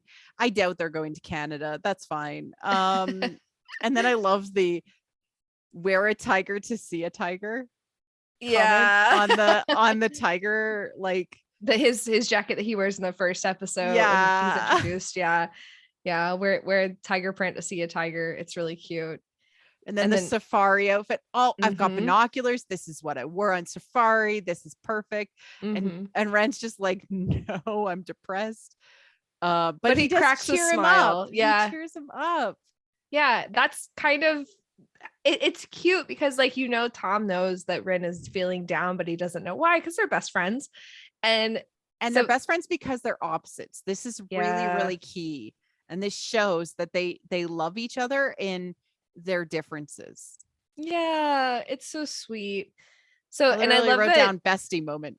Oh, a bestie moment for sure. Like he makes him laugh and then he like has a serious moment with him and he sits Mhm. down and he's like, okay, what's going on? Like, and he sees him, he's like, you haven't really laughed very much. And then he looks at the painting and he was like, you look confused. Like, you want to talk about it? I can see that this is a sea of troubles in abstract form. In abstract form. Exactly. And it's really sweet that Tom notices that his friend is like not feeling good. But he's serious about having to pick out an outfit, which is hilarious. So Ren goes to help him pick out an outfit. And that's when Tom finds the phone. Yeah. And that's again, we're moving on this line of Goya's explicitly lying to him and he's going to give her so much slack and she's not going to give him any. And it's just so sad. It's just so sad. He was like, I don't care that you were with Ren. Just be honest with me. Yeah. And she keeps on hurting him. Yeah. Because so this is an important thing to talk about, I think. She hurts him because she's embarrassed about that she feels like she's hurting him. Yeah. If you get what I mean, like, so she lies to him because she doesn't want him to be hurt or be mad or because she cares what he thinks. Yeah. And so she lies to him, which hurts him more. Well, and they have a track record now of this, right? Like, so she's logging everything that happens and she's like, well, I'm not going to do that again. Like, so with everything that came out with the pictures and everything they went through with that, she's like, I don't want him to be mad at me about something like this. He'll misunderstand. Even though like she is more guilty than what the situation actually makes it seem like in this particular episode. I just happened to run into Ren. Easy. Yeah. Right. I was on my way home from work and I happened to run into Ren. We had a quick 2-second conversation and I dropped my phone. But the truth is like, I'm still crushing on Ren. I still have feelings for him and I don't know what to do about it. And I don't know. She's also in denial about where she's at too. And this makes me feel like we're probably not going to really see some sort of resolution of their emotions together until the kidnapping plot. I agree. I think so. Yeah. Because things do get messy from here on, and especially the Japanese one, if we're talking more short form, like it's very messy. There's lots of misunderstandings from here on out. So hang in there. We're holding your hands. Yeah. Just hang in there. There's like lots of back and forth and like moments where things happen, but it's going to be hard for a little while. It's going to be hard. Yeah. Like I said, it's messy. So, one thing I did want to point out was, Pavani actually posted a TikTok about why Ren chose that outfit for. And I totally agreed. I was making the same notes. Yeah. And she like did that TikTok and I'm like, darn you and your eloquence. Yeah. Because like, I guess some people were like, why would Ren pick this out for Tom? Like, why would this smart? It's brilliant. And like, honestly, go watch her TikTok about it because she explains it really well. In summary, he chose a shirt that represents both him and Tom. The animal print being the beast that Tom is still, and we will get into way more of that symbolism in the zoo scene. Yeah. And Ren is represented on the other half with Gorya. Yes. Interlocked in a circle, which is very specific. We got, well, and it's interesting because it's like 3 colors mainly, the brown, the white, the pink. So it's almost like a love triangle type of thing going on. Yeah. So, it's so interesting. So yeah, lots of ways to look at that. If you have your own ideas, please let us know, because it's always fun to interpret it in different ways. And back to the very purposeful, I hate shirt that is in hate shirt bright red with a black rose on it. Yeah, I thought my eyes were tricking me when I first saw this. Like, I watched it, I didn't catch it the first way through. I thought, oh, she's wearing red. Like, obviously she's thinking about Tom. She's like dressing for battle in her red. Yeah. But then, like, I went back a second time and I watched it and I was like, that's not a black rose. There's no way that's a black rose. There's no way that says hate underneath it. Like, reminder, this show is entirely purposeful and everything is on purpose, and it's driving us nuts because we're catching more and more stuff as we watch the show more. Exactly. It's nuts. It's so crazy. And she's wearing elbow armor. I love the elbow pad. Because she is dressing for war or love. She is both right now. And again, this goes to last episode, which is, dislike and love are easy to misinterpret. Exactly. Right? She doesn't know her feelings. She doesn't know what she's preparing for. Exactly. So the brother comes in and he's like, why don't you just dress like in your most confident outfit? Like, what makes you feel good with your natural self? Nothing is better than that. And they have a cute little product placement. I got that from an ad. Then we go to the zoo and there's a cute moment where we get Tom vision, where we see what Tom she looks like. The best. Yeah, I love that. I would love it if somebody pulled together an edit of all the times he looks at her with that vision. Oh, it would be great. It would be great. So yeah, he sees her and he's like, he likes it immediately what he sees. Everything kind of just, goes from his mind, and he tries to tell her, your outfit's cute, but she can't hear him over the birds. And this is like peak, Tom, Gorya misunderstanding each other. Yeah. Symbolized and like the birds are too loud. Like, it's really funny. And then he's like, he doesn't want to keep repeating himself. So he's like, I wasn't frustrated, but I'm getting there. And she covers his mouth and he almost looks at her hand for a second. Like, you just touched my face. You just touched my lips. Yeah. He gives her that half. And this is all like credit to Bright for acting the hell out of this role and just looking at her hand momentarily and being like, this is like a kiss. Yeah. In his mind. Yeah. And like, I love it. Anytime he gives that look, he's thinking about kissing her. Yes. It all started with the kiss, and that's all he can think about. I love them so much. They're so adorable. And so adorable. She loves him in this date. Like, there are moments where she looks at him and she's like, I'm in love with you. But no, I'm not. That was just Yeah. And, right. She's like talking herself out of being in love with him. Exactly. Oh, it's so infuriating. So good. And then we get the introduction of hanging, and she introduces herself to the infamous Tom, and she's like, hi, I'm hanging. She's so sweet and cute. And we get Tesla, which again, Tesla, for multiple reasons is a perfect name for this dude. But let's talk about his outfit, because he's probably not coming back in this outfit. Oh my God. If you zoom in on this outfit like I did, because for some reason I've become obsessed with the costumes in this show, it's literally made up of all sorts of different types of teeth. Yeah, it's like the grills. Yeah.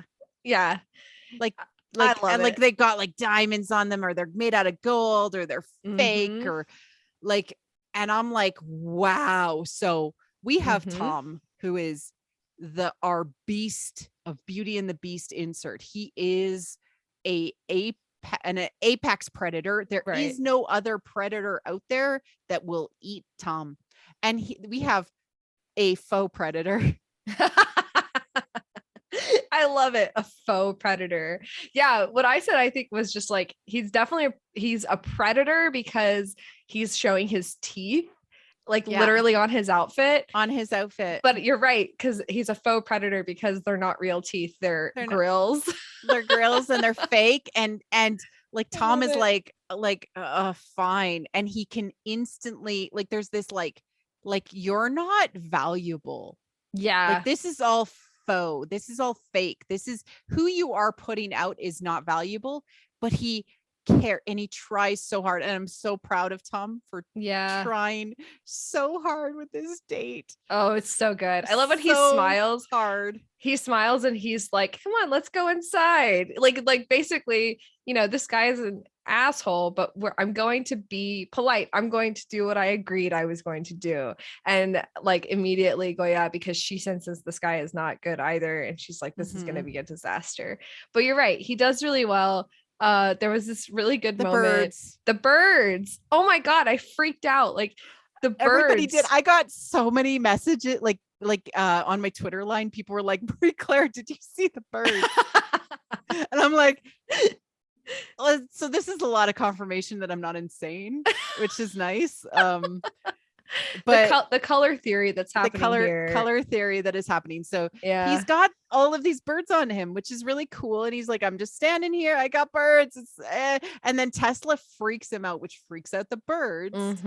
And the green one, which represents Gorya. Tom and Gorya, Tom's growth and Gorya being in his life, flies away, which is like a foreshadow to what happens this episode. Yeah. It's brilliant. I don't know how they got that to happen, but it just happened. So clearly it's purposeful. I don't know. Or they just scared the birds enough time that only the green one ran away. I don't know. Like, I don't know. And then we also get the next scene, which is like hilarious. Tom in his like beast mode, as I like to call it. Like literally he's seething and he's angry and he's like a tiger or a zebra or like and he's eating his zebra ice cream because there's literally a little zebra on there on it, and it's striped. And I'm like, he's trying so hard. Yeah. But he's still a beast and he's eating his zebra ice cream. Like, I'm going to chew on this zebra because I cannot chew on Tesla's face. I love it. Yeah. Cause it's definitely a call to, he's kind of like a tiger or a lion or a leopard and he's like eating a zebra. It's just so funny. But then also it reminded me of, when you have like a grumpy kid, you take him to like an amusement park. Give him ice cream. Yeah. To make them like, happy. Oh, it's so childish phase. Yeah. Yeah, definitely. But that leads directly into the most magnificent thing that has ever happened in existence. So then we get Tesla comes in and calls him a sugar daddy. Well, because this is important. Gorya's like, hey, look at this cute stuffy. Look at this cute stuffed animal. Isn't it cute? And Tom's like, hey, wait, she likes something. Maybe I could buy it for her. And she's like, yeah, that's expensive, but okay, appeasement. She was willing to let him buy something for her, which is his love language again, right? Yeah. What can I do for you? What can I buy for you? What can I give you of myself? Because literally this is all I have. And so he's like, I'm going to buy this for you. And then immediately Tesla makes fun of it. Yeah. It's really frustrating. Like they do it so well, like leading into how of an asshole this guy actually is. And he's like, he's just like, she calls him a smart ass, which is so funny because we know he wants to say something else. Yes, exactly. He's like, why don't you buy the whole booth? Why don't you buy the whole zoo? And he calls him a smart ass. And then so I wanted to definitely say like the stuffed animal, we thought it was a bear because we saw it kind of in a weird angle, but it's got that stripe on its back. Some people think it's a skunk. It's not. It's a honey badger. Let's talk about honey badgers. Yeah, let's talk about I'm honey so badgers. excited about this. When I found out it was a honey badger, which Kitsune messaged me after the trailer came out and said it's a honey badger, and I'm like, Really? oh, She really? noticed that? He noticed it. So I did not. Props to Kitsune on Yeah. Twitter. Like, she's amazing. She just always has the smartest eyes and is digging through the manga for us. Like, she's like our secret weapon in the background, digging through all this stuff, right? I thought I was brilliant today when I was like, no, it's a honey badger. It's a honey badger. No. Of course, somebody figured it out before. Of course. But okay, so let's talk about honey badgers, because they have no predator that can kill them. Mm-hmm. Yeah, they're vicious. They're tough. Vicious. Their skin is tough. Yeah. So they cannot be pierced by like weapons, right? This is known. So like, if you have to take out a honey badger, you basically have to poison it. Right? Because they're so tough and they do not stop. They never give up. This is key. They never give up. And if they have like a rivalry with you, or they become obsessed with something, they never give up. And they're considered to be so friggin' scary that if you have like a honey badger under your deck or something like that, you have to call in like a special team. That's nuts. I know, like, they're also related more so to like weasels than an actual badger. Like, badgers themselves are not that scary. Weasels are very similar, vicious. Like vicious. Yeah. And they're also very territorial, right? Very territorial. That's why, like, if there's one under your porch, you like leave it alone and you bring in a team. You're like, I have a honey badger, and they're like, oh my God, well, we're bringing in the guns, like because they're very scary, and they're known to take down large predators that are significantly bigger than themselves. Do you want to know how? For their teeth? They go for their genitalia. Oh my God. So they've been known to take down tigers. Yeah. Like, that are like 300 to 400 pounds. By going for their genitalia. That's amazing. And they win, because then the tiger bleeds out. Holy moly. They are amazing. Vicious and scary as hell. And let's just call it out. This little honey badger has a red little scarf. Just like our little Tom, and he's Tom. This honey badger is Tom in this episode, because Tom is the many coated animal skinned beast. Yeah.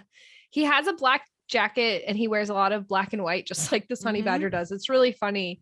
I loved that this part where he is like shaking it and he's like mad. He's not actually like, he's not taking it out on the honey badger. He's actually like, yeah, you agree with me, right? Yeah, like, he's trying to convince the honey badger that like this guy's a jerk, right? I love that so much. And Gorya Gorya looks at him like he's adorable. Yeah, she smiles and she thinks it's funny and it's cute. She's like, Tom, come on, Tom. Yeah, like, and he's trying. It's like a quick brief, like you're acting the hell out of this. Yeah, it's a brief, like, I recognize that you're trying so hard, which leads us into the bridge scene. Which right before we started recording, MC was still taking notes, and she goes, like, suddenly she's like, the bridge, because he's trying to bridge their relationship. So that's why they meet on this bridge. Like, the symbolism is just like, it's subtle in some moments. Like, some moments you're like, oh, that's really interesting, like the honey badger and the scarf and things like that. And then like they're literally like overtly talking about their relationship on a bridge because he's trying to bridge between them. Yeah. And it's great. Oh, I love them so much.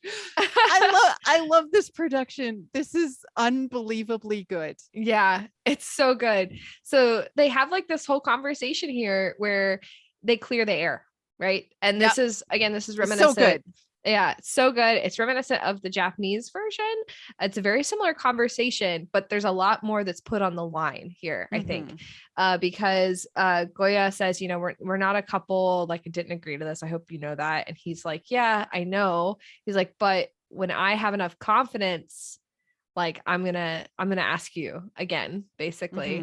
Mhm. And he's like, don't respond yet. Like, don't tell me no. I'm gonna get there and I will wait. He says, I will wait for you. Yeah. And I did love that she thanked him like for being good today. Like I Mhm. really see that you're being there, and like that leads into the I'm trying to get where you need me to be, but I'm not confident, so I'm going to wait until I'm confident that you want me to, Yeah. and then I'll ask, which is I've never seen a conversation like this in media. It's really like, it's one of those things where you're like, oh, guys don't typically, say all their feelings, right? And But also he recognizes where she's at. He knows where he's at. He's just like, no, but I still got to be me. I'm a honey badger. yeah, I got to be persistent. And yeah. so I'm going to wait. I'm going to try to become the man that you need me to be. I'm going to try to be a good boyfriend. And so Mhm. you see that in me eventually. And I have to say this because in general, in all of the versions and in the manga and like everything, this character has always been like that. This character has always been Mhm. more vocal, not necessarily about, because like he's vocal about his feelings, but he doesn't necessarily like, he's not always like, knows his own feelings, but when he knows his own feelings, like he is able to He says articulate them. He says them. Yeah. He knows what he wants. And I think Goya calls him out in this scene as well. She says like basically like, there you go again, like saying the things that you want, or saying something to that effect. She's misinterpreting him. Like she doesn't Mhm. understand exactly like, this is a good thing. Like he should be voicing the things that he Yeah, like that's wants. what you want. Can you imagine like how many times like you've either been in a relationship or had a miscommunication with your partner, and it's just because like you're like, please just tell me what's on your mind. Yeah, And he is like, she needs to learn to appreciate his communication style, exactly. right? And Exactly.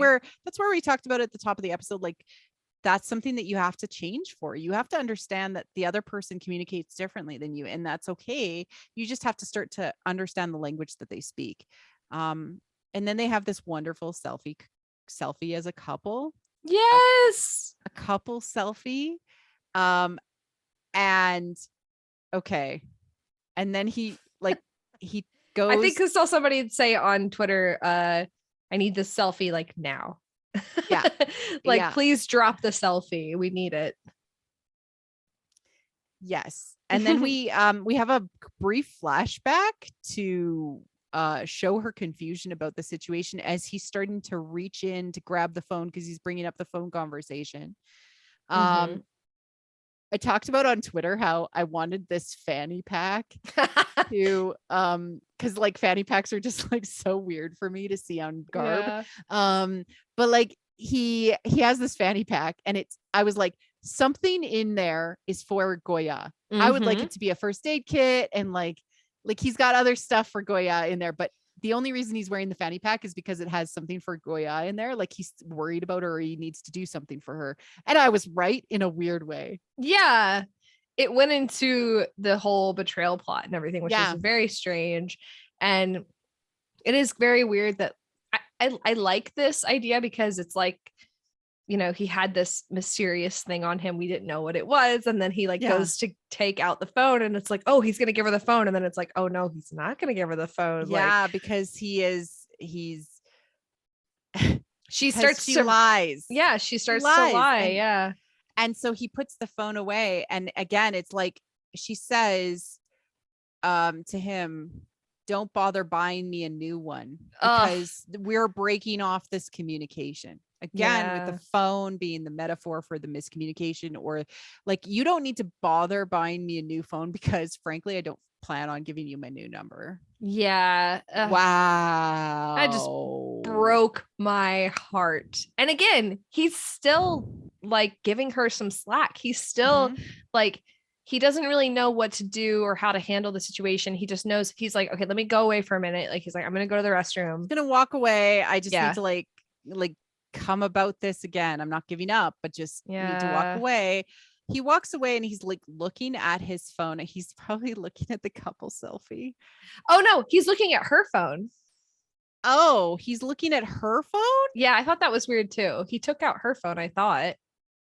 I have to look back. I didn't gift that exact thing, but I thought he took out her phone again and was looking at it. Like, what am I going to do with this? I thought he was looking at the couple selfie. Okay, Either way, I might he's be looking wrong. at something, and Right. and then like he's distracted. He hears Tesla in the background, Mhm. and again, this goes into the like territorial aspects. Mhm. And this is a significant adaptation change. I want to talk about it. Yes, I had the same note. So in all the other versions, the Tesla character says that he implies the female lead is ugly. Yep. And that's what sets off the male lead. And that he's two-timing on on hunting. So yes, or like the her friend, right? Like right. He's two-timing on her, and the other girl is ugly. So why don't we go find some better chicks? Yes. But in this one, which makes it so much more deeply personal for Tom. And we called this out in the last episode too. I called out this particular version of the male lead seems way more protective and way more attentive to her. And it's because of these little bitty changes, because it's more, it makes him more mad that this guy would suggest, let me get with her. Yeah, let me get, like, you don't need her. She's disposable in a way. Yeah. I think it says something like nail and bail is the way that they translate it. Yeah. They're like, oh, he's like, aren't you like me? Like you nail and bail. And he's like, can I do her next? And that's when Tom just like punches his face, because that's exactly what we need. I wanted a little bit more of this, but I understand the restraint. He's bleeding after though. Like when hanging is like helping him up, he's bleeding from his face. Yeah. Good. It's good. Yeah. Yeah. So they go, they come to the rescue. The girls come to the rescue, and then because they hear what's happening, it's funny because she hears from the bridge and she just knows. So then she goes to him, and then Tom, again, protective Tom, is like, let's go, let's get out of here, Gorya, and like drags her back to the bridge. I'm trying to bridge with you again. I'm trying to mend this relationship on this bridge. Yeah. He's like, this got symbolism. And he's like, don't you know what he said? And she says, it doesn't matter what he said. This is like that's that type of guy. Like you should have, you shouldn't have reacted the way you did. And then she says like the most heartbreaking thing she can possibly say, which I think is actually crossing the line in ways that like a female lead has never crossed the line in this scene. Yeah. No female lead that we have seen has been like as mean as this, I think. Yeah. Like this is a very mean statement, because she saw truthfully how patient he was. Yeah. She didn't like this guy either. Yeah. And then she takes this out on him. Like, she's like, it's couldn't so you mean. be more patient? Well, and then but just builds and it builds and it builds. And he doesn't. Good fight. It's a good fight. It's a great. It's a good fight. But then she says, "I hate this kind of person." Like, I thought you changed. I hate this kind of person. And she throws the badger at him, and it falls on the ground. And he just looks at her like you never gave me a chance to explain. Yeah, you don't trust me. Like I had false hope that you would be better. Like that's just ouch. Yeah. But he's like, one of the things, this is a side note. He is still a beast. He's never going to lose all of his beastly aspects, because those are all part of him. Yeah. Right. They're like the shadow aspects of himself, and they are still super important to this character. But what needs to do is he needs to find the balance within himself, that the beastly aspects are for protection, but he doesn't understand all of that. But Gorya is quite literally so mean because she doesn't see the true version of him yet. Yeah. Yeah, and she again, this is just misinterpreting like who he is, which takes us to that next scene, which is I thought this was a great thing to call out because the brother literally looks at her and he's like, is Tom that bad? Like you're punching the toy version of him. Yeah, like well, because she was on the phone with Honey and she says, they're talking about what had happened. And the brother is just kind of sitting there listening to all of that because they share that space. But I think it's interesting because this goes back to like, Tom has been, only good to her family and to her brother. So there's no reason for them to think that he's a bad person. They're only getting that from Gorya. So it's questioning her perspective and it's questioning like what giving her another lens. Exactly. Giving her another lens. So then we get the pinprick. It's super weird. Can we let's talk about this for a little bit because people are very confused about this moment. I was confused. I was texting you. I was in your DMs this morning like, MC, what does this mean? I'm so confused because if it means this, it doesn't make any sense. And if it means this, it doesn't make any sense. What did you think it meant? So initial watch, right? First watch, pinprick is a little bit magical, a little bit fairy tale. Yeah, like as an example would be like Sleeping Beauty pricking her finger on the spinning wheel and then she goes into a sleep or like some sort of experience or she's taken out of it, right? Yeah. And then second viewing because I didn't believe that interpretation. I was confused because if it would have been that, then something else would have happened later in the episode and it didn't. So the second viewing, I was like, well, does it mean that like, if you punch back at Tom, then you're going to get hurt? Because that also doesn't sit well with me because it doesn't come up later and she just patches herself up and she moves on. And it felt like such a flat symbol if it would have meant that. But it is a purposeful symbol. It is. So MC gave me her theory, which I like a lot better. you messaged me and I'm like, oh, it's like portents or like a bad omen of things to come. But basically, as you're punching Tom in the face, he is a honey badger. He's an animal. He's this beast. He's going to hurt you by accident. By accident. That's the key. Because there's the little like safety pin and it's opened up by accident. By accident, you will bleed. You will get hurt. And my like subline of this is the only way that you can deal with Tom is with love. Absolutely. You cannot punch him because he will survive. He's a honey badger. He will survive anything that you punch at him or hurt, and you will get hurt in the process by accident. Yeah. And this is like Tia was trying to tell her in the beginning, like, the solution is love. Like you can't keep fighting him. Something else I meant to call out back to the bridge scene. The second part was what started their argument after the fight, after he punched Tesla. Gorya actually pushed him, like she shoved him. And again, like they do that a lot, but she initiated this. Like she's the one who got mad at him first. Yeah. She got physical with him first. And here she is like punching the honey badger. So it all goes exactly back to that way. Yeah. It's all that.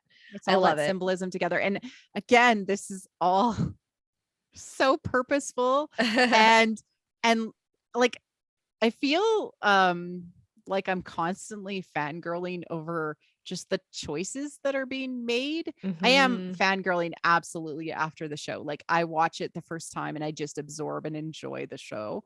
Yeah, but as soon as I like strip off some of the layers, I'm like, there's so much happening. This was so much work to make these decisions and figure out the right way to tell this story. So it's speaking on so many levels. It deserves this level of fangirling. It 100%. It deserves F4 obsessed deep dives like we're doing, where we spend a ton of time. You spend so much time. I spent so much time thinking about this show because it deserves it. Yeah, absolutely. I make all the GIFs for the show. I watch it several times before we record. And so I'm just taking everything in. And like you said, the first time I just casually absorbing it. The second time I take notes, the third time I GIF. Like I watch this like every little detail. And like you said, it deserves it. Another thing to call out here is that Goya kind of looks like the honey badger because she has the red collar. She's wearing a blue navy shirt. blue. Yeah, she's wearing a navy blue. Yeah. i.e. Ren's color, but deep with our Tom's color. Tom's little color on the collar because she's affected. And Tom is the honey badger again in her hands. I love this show so much. I just like every episode I'm like, is it okay to love this show this much? I feel so invested, but it's because it's loving you back. It's loving us back, Marie Claire. Like it's fine. I know. It's important. It's important that it loves you back. Yeah. And because there's so few shows that do. Like this is incredible. So then we get the scene where Tom, all the F4 or the F3 that we have, they're all wearing blue. Can we talk about their costume?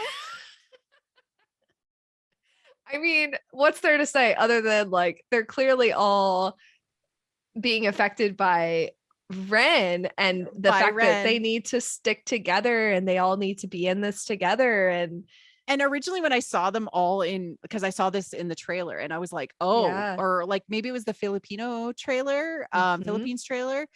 You saw that they're all in blue and I'm like, that's weird. I thought it would just be Tom in blue who's like worried about Ren because we didn't know the plot at that time. And I'm like, oh my gosh, this makes so much sense. Ren is not there. To offer what he needs to offer. And so they shove Tom into the water because that's normally Ren is normally the water to Tom's fire. Yeah. It's like literally like they're both, the two other guys are wearing swim trunks, but Tom is wearing like this watery, cloudy, like clouds, type of like tie-dye sweatshirt.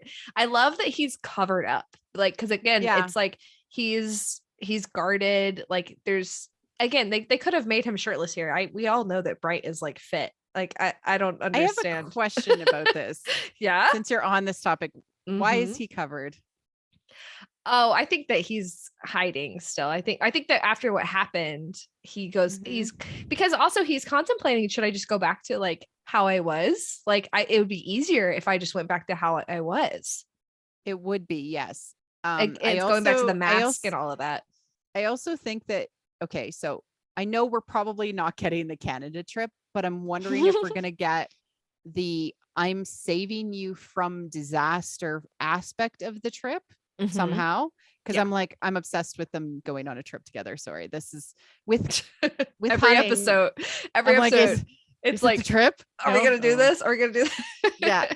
So a trip is very important psychologically that they have to get away from themselves and they have to confront some stuff. And in the Canada arc, they specifically go and get stuck in a snowstorm and he takes off his shirt to have skin to skin with the main female lead character so that for warmth. And that's like it's him choosing to take off his animal skin, right? Yeah. So not showing his chest and his humanity yet, and that he is a man underneath is really, really an important thing. I may be wrong, but if that's what they're saving it for, it's going to be so hot when it happens. I would really like some feminine gaze, like, GAZE kind of thing happening where when he does become naked, in a way, right? Shirtless, right? It's in front of her and that we see it from her perspective because where we see Gorya love like vision or like, wow, he's attractive. Yes, please. Because that's in the manga. That's in the manga. And like, it's not really in any other version because for some reason they take all that out. And they make her very prudish in every single version, especially the 2018 version. God. Yeah. That's so true. But it would be nice if she was actually like, damn, son. Yeah, it would be awesome. That's what, again, these trips that we're missing so far, like that's the kind of context that they could provide. Okay. Like, I mean, yeah, we might be reading too much into him just wearing a sweatshirt and falling into the water, but I really hope that's the reason. I hope so so too. I think that's amazing. That's what I got. Yeah. That's the read I got out of it, because again, it's warm in Thailand. Like there's no reason for him to be wearing a sweatshirt. And again, we see so many complaints of people. Why are they wearing such big jackets? Why are they wearing sweatshirts? They've got to be sweating. This is as much as like the cast of Meteor Garden 2018 was freezing. This is like the opposite problem. Oh my God, I forgot. Every time I remember watching the scenes, and sometimes in 2018 you see their breath, because which only happens when it's cold. Really cold. Yeah. Like I experience that every day of my life in Canada, but that should not happen. So insane where they were. But yeah, no, I hope that's the reason.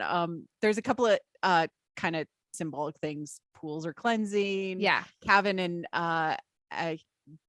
Gowan and MJ are pushing him into the pool because they're reminding him that he is on a journey and this is really important, and they've turned from threshold guardians into supportive allies. And there's a ton of like, no, you're not going back, you got to go head first into this is really important. I love when MJ he kind of shuts up Tom. Tom is like, because they're like, you need to like kind of basically like meet her halfway, and he's like, no, she should do that for me, like she should be apologizing to me and stuff like that. And MJ goes, shh, like, no, like stop it. And his little ponytail wiggles too. And, you know, as an MJ fan, I just have to point that out because, you know, he's adorable. And when you love somebody, you're willing to talk to them and be with them. Yeah. Back to my point that I've made several episodes in a row. You're willing to do anything with them, even be with them when you're super mad at them. Yeah, exactly. Right? And that's what that's what Gowan tells him. He's like, you know, you got to like work through this. Like that's all a part of this. Professor, please teach him a lesson. Oh, yep. So good. And then they do a practical joke on him, which he didn't capture. So I got to talk about it for a quick second. But it's in the next slide. Oh, is it? Actually, yeah, because it's this whole scene is intercut with Ren opening that box. I mean, they kind of let it linger a little bit too long, but I went ahead and I put it in this slide because this particular gift caught his outfit when he opens the box. So, yeah. Can we talk about this outfit for Yeah. I think it's important because it is intercut with the boys wearing blue. This is the one I forgot to grab. For the slide about him. But it was important because, so he's in his colors, he's in his white and he's in his blue, but he's entirely in green. Patterned, mostly green. Yeah. Because he is patterned with Gorya in him. Yeah. I like that. It's brilliant. This is a really important outfit, I think, for him, because he's kind of accepted. He's like gonna, I don't know. Again, it's kind of just seeing what sticks with him with Gorya, but Gorya is obviously on his mind. But then he has the blue, which is like his true self. And then he has the white, which is a decision point for him, a decisiveness. And this is when he gets his sketchbook back. Yeah. So. And the sketchbook says like, it's basically over between us. Confirmation from Mira. Yeah. And I have that for when they're on the roof, but yeah, that's when he gets it. So then we get MJ is like, before it's too late. Yep. Just trust us on this. And then Kevin says something on the lines of like, you know, if she calls, like make sure you answer and like try to clear things up. And he calls him as a practical joke. And this was entirely just like a deep cut for Brightwind fans. I agree. Hello, honey. There's so much.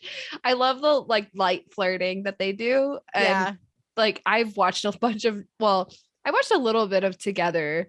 So I get the hype. Like they have really good chemistry. So seeing them interact that way is just so much fun. And it's adorable that they like all jump in the pool together and they have like this really nice moment. And I hope we keep seeing these moments because it was so satisfying. And then we get Tia, a shot of Tia, and this is huge. She's wearing Gorya's colors. Yes. In a very plain and simple way. And she's texting to a phone she doesn't have. Yeah, this never gets to Goya, from what we can tell so Yep. far. Like this is not gonna get to her because we know that I think it's like in literally the next shot they remind us that Goya's phone is not working. And she doesn't have the other one. So she tells Goya, she tries to like, please be patient with Tom because she watched this whole thing happen below her. She watched that entire previous scene. So she knows where he's at and she's trying to help them. She's trying to help them like bridge bridge that gap. The bridge again. So we get this scene. I love this so much. So Goya is in the cafeteria and she sees the news and we don't really know what it is. Like it's all kind of in the background. And then she immediately is like, I have to go see Ren. Like I have to go because she knows now what happened. And she runs past the boys while they're playing basketball and they're all wearing brown. They're all wearing brown and he's in his like tiger stripes brown outfit because I'm wearing my Goya colors and everyone's like we're here to support you in the Goya expedition. And they're playing basketball, Ty. So does this mean that this is now like what, the 5th, 6th, 7th basketball reference, I think? Yeah. It's pretty lot. far along without, and like, again, we haven't seen Goya play it. We know that she's there on a basketball scholarship. Yeah. And I didn't know this until this week. Like I completely forgot about the fact that it's in the manga. It's in the manga. That's the 3-on-3 like arc is the competition where, Ren is getting kicked out of the school and Goya is with him getting kicked out of the school. And this is how they save themselves from getting kicked out of the school by Tom, because he's the king of the school. Reminder. He has that power. We've seen that power in this episode, but he's my little tiger boy. Look at him. Look at his grumpy little face. Look at his grumpy little tiger boy face. I love him that so much, but it's brown. It's so interesting. It's like we're getting that kind of connection between him being on Team Goya and like being like changing and growing, but also he's wearing animal skin because we know it's going to happen like at the end of this whole episode. So it's great. A brilliant costume choice. So then they're like, no, you got to be gentle. Like, don't just call out for her. Like, stop it. And do you remember what I told you? I love that MJ's pointing at him, like with his finger, like, no, you stop it. Like, don't you like do that. Yeah. Like they're really trying to help him. And I've never seen an adaptation of this where they're like literally on top of him, like trying to guide him in the right direction. It reminds me a lot of Beauty and the Beast with Cogsworth and Lumiere. Yes, like, on top of the beast, like, no, gently, like be nice, be kind, why don't you show her the library, like like that, right? Like they're literally Cogsworth and Lumiere in this. I love that. I think it's brilliant. I know which one's Cogsworth and I know which one's Lumiere. Lumiere is definitely Gawain. Yes. And Cogsworth is definitely MJ. Easy peasy. Easy. Yeah. So that's awesome. So then they make a remark after Tom is like, fine, I'll be back. Like, I'll go deal with this like the way that you've told me to. And MJ's like, how do we become matchmakers for these two? Like they're just like, it's such cute commentary. I love it so much. And then we get the kind of explanation story. Yeah, what's going on social media wise, that Mira has been with this guy, or not been with this guy, but like they started to kind of fall for each other a year ago when she was in France. And so you kind of, I like kind of what they're playing at here, because I didn't know exactly what they were doing, even though I knew what's happened in previous versions. They very well could have played it off like he showed up in Paris and he found out it didn't work. Right. It just didn't work. But that's not what happened. And we get the whole explanation when she gets to the roof and she finds him. And it truncates the story because it like quote unquote didn't work between them. happens in every version. And then we find out that she's dating or engaged to somebody later. Yes. And they just like made it like, you know what? No, that's part of the reason. Like she was already gone. Yeah. You know, sometimes love isn't enough by one person alone. Yeah. And we're saying that like it was a one-sided thing, unfortunately, even though she cared for him and she was like, I have this emotional attachment to you. One-sided love is not enough. And this is like, this is one of those things that always makes me laugh. Like, you know, there's like this stereotype about like dudes like being afraid of rejection and how it's like the worst possible thing they could ever experience and how it's so awful. But you know, like Gorya she feels bad for like putting him in that like in rejection and everything, but the best possible thing to happen to Ren is to be rejected. Yeah, that's the best possible thing. He knew where he stood and he knew where everything was, and he knows he knew how hard it was going to be to do this thing. And like I think what's really, really important to like the comments that were in the comments section that we talked about is that this is an important lesson that Tom and Gorya need to learn. Like that's why we're talking about it. Like that's why it's in the show, is because like they need to learn that like it needs to be both of them together. It can't be one side or the other. And they go through that, but this is an important lesson. And because of how they're using flashbacks, I think probably near the end at some sort of critical moment, we're going to get the lessons learned from all the episodes back. Oh, I could see that, the way that they're doing everything. I love that.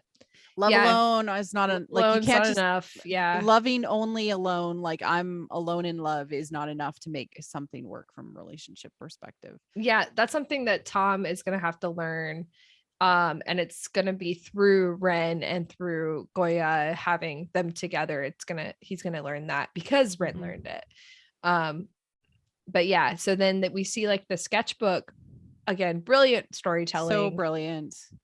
This is very powerful. It made like me feel so emotional in like how it flipped through sort of his feelings for her and what he experienced with Mira, and how the end pages were blank because there is no more future with her. And then we get the note from Mira.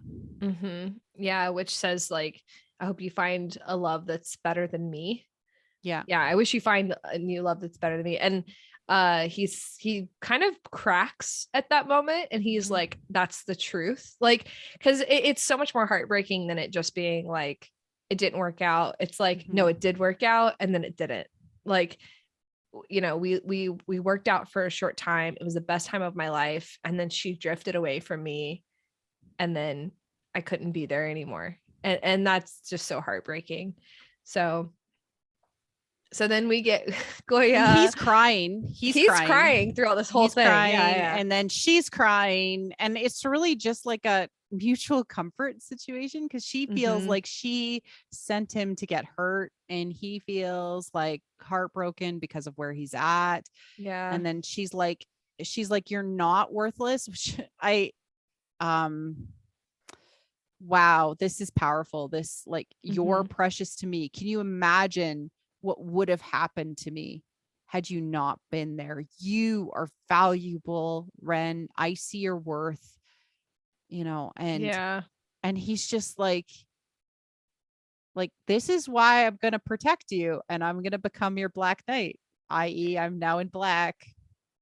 Yeah. It's confusing in all the right ways. Like, it's confusing in all the ways that like teenage angst should be. Like, she is putting all of this on him because of, you know, these moments that she's had with him, but he's telling her who he is. He's telling her what he's going through. And she's just like, but this is what you are to me.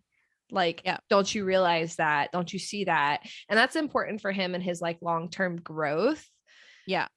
And this is key. So I've talked about it like a little bit before, but Ren is the first person that saves her. Right? Yeah. And so he realizes in this moment that he can find something to hang on to with protecting her.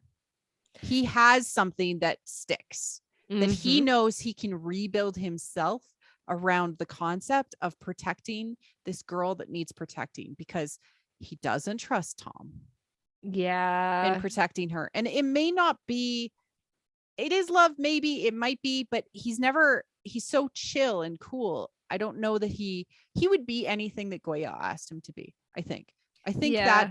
that's the level of love that Ren has, but he wouldn't necessarily, if she wanted Tom, he would step right back. And that's Mhm. where it's kind of like this weird dance through this whole episode where she's like, hey, here's this handkerchief. And he's like, well, are you interested in me? And she's like, and he's like, okay, I'll test again. And they kind of dance back and forth from a Mhm. relationship perspective. And I suspect that's entirely how their date's going to go. He's going to only reflect the emotions that she gives him. And Mm. I do not believe that he would actually ever truthfully initiate. He will only be what she wants him to be. Yeah, and this kind of like matches the whole In the Wind Yeah. song. Like in the wind, like it's fleeting, like it's Yeah. floating. He's going with whatever wherever the wind Going with the takes flow. him, going the flow. Yeah, his Yeah. water symbology and all of that. Like, yeah, this all matches what we have heard and what we have seen. And that's important. Mhm. It's important for her and it's important for Gorya and Tom's relationship in the long run. So Yeah, and in so many ways, what she needs most out of Ren is a person that's gonna always just support her no matter what. It's like yeah, unconditional love in some ways. Like, it is. Well, and yeah. Ren supports Tom Tom too. in in a completely different way, from a Mhm. different perspective, a different relationship. So it's cool that this I love this is what I love about this relationship the most, is that Yeah. she has a different relationship with Ren than Tom has with Ren. Like, Oh my God. Her little like head nod when he asks her if she's okay. And then she's like yeah, rubbing her eyes and just goes in deep for, oh, I love them. it's so good. And again, like other versions, I never really cared for this character, but I care about the friendship that happens later in the story. I always thought that was more precious. And to see this is, I don't know, it's hitting me on a different level. Like it's really nice. I don't have second lead syndrome because No. I'm Gorya and Tom all the way, but Ren is he's such a good character, and Do is playing the heck out of him. Yeah. And we noticed that, hey, we got this moment with the mom to reflect back what it Oh. is, right? Because she sees the picture of something from the Mhm. school, right? She sees the picture from the zoo. So she actually did, Mhm. like, she still has people following them and capturing them. So she sees that they're still together, which also, tips us off that she knows that Tia's back in Thailand, Mhm. and Tia did not prevent this from happening. So the Mhm. mom is like, okay, I have to go, back now and I have to fix it.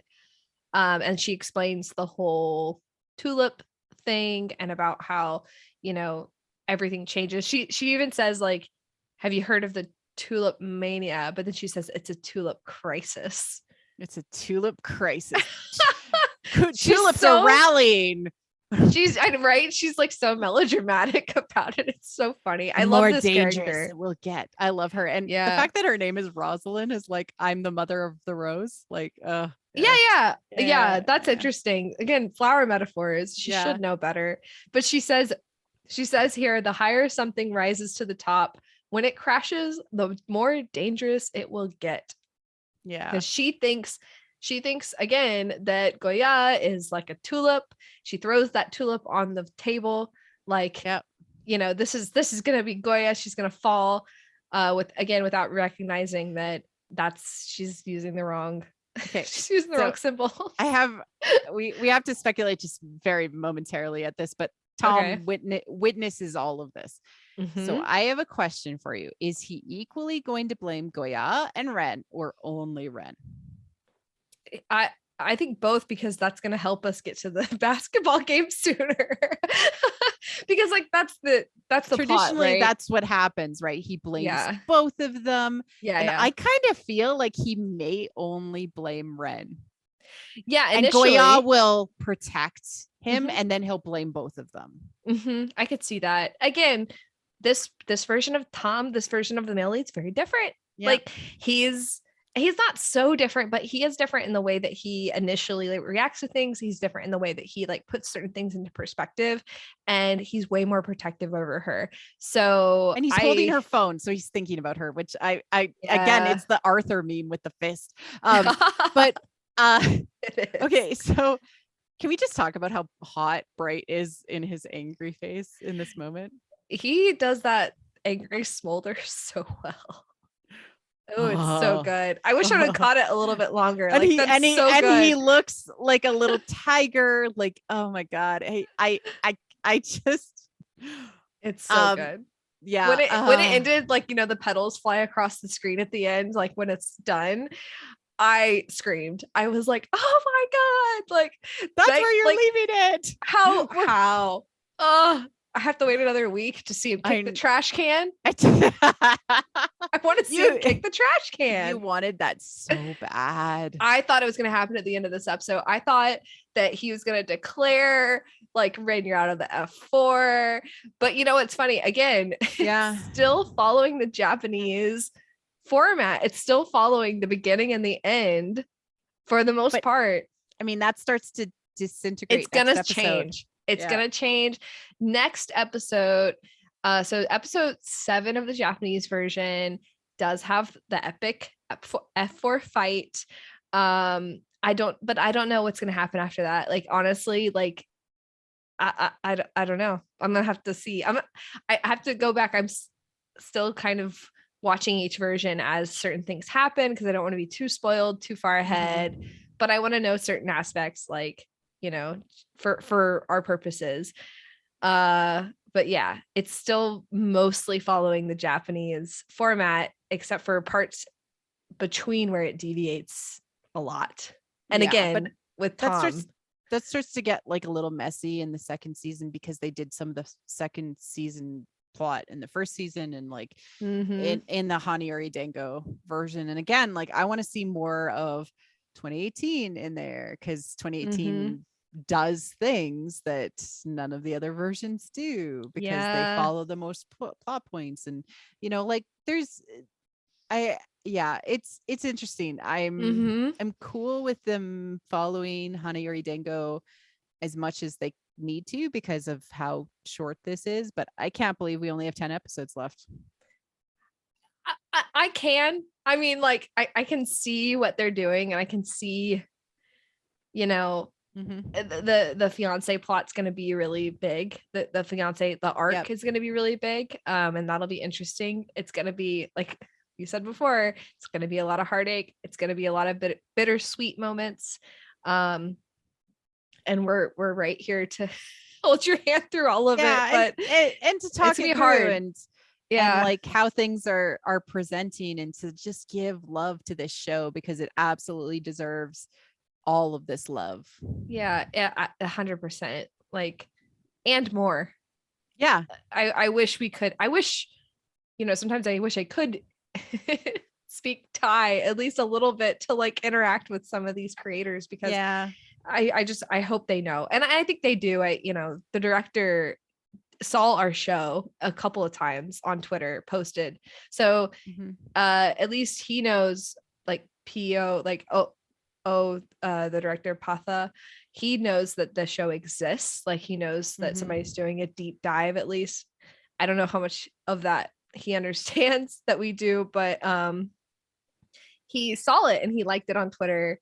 He liked the audio version that MC posted, so that makes me happy, because it's like, I just want them to know that we're digging into it in a way that, like, in so many ways, we want them to see that we see them, and we see the work that they put into this, and the love and the care, and just how they're taking every adaptation, understanding them, and just loving this story, but also making it so applicable and valuable.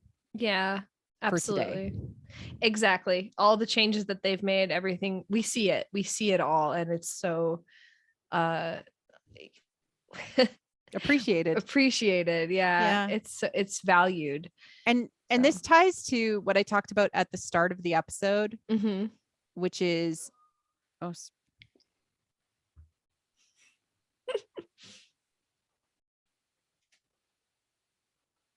you close the door? Okay, come and give me a hug. Sorry, you have to cut this. It's okay.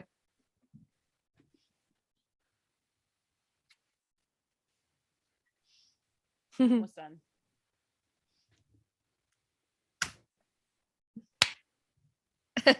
I'll be able to see it. And this is what I wanted to say, and this ties back to the start of the episode, which is that you fangirling or fanboying or just being a fan on the internet and expressing your genuine love for this show is the biggest thing that you can do. 100%. If you are talking about this show and you are doing memes, or you're doing clips, or you're doing Twitter threads, or you're doing TikToks, or you're posting shots on Instagram, that is the biggest thing that you can do to show your love for this show, other than, of course, watching it, right? Yeah.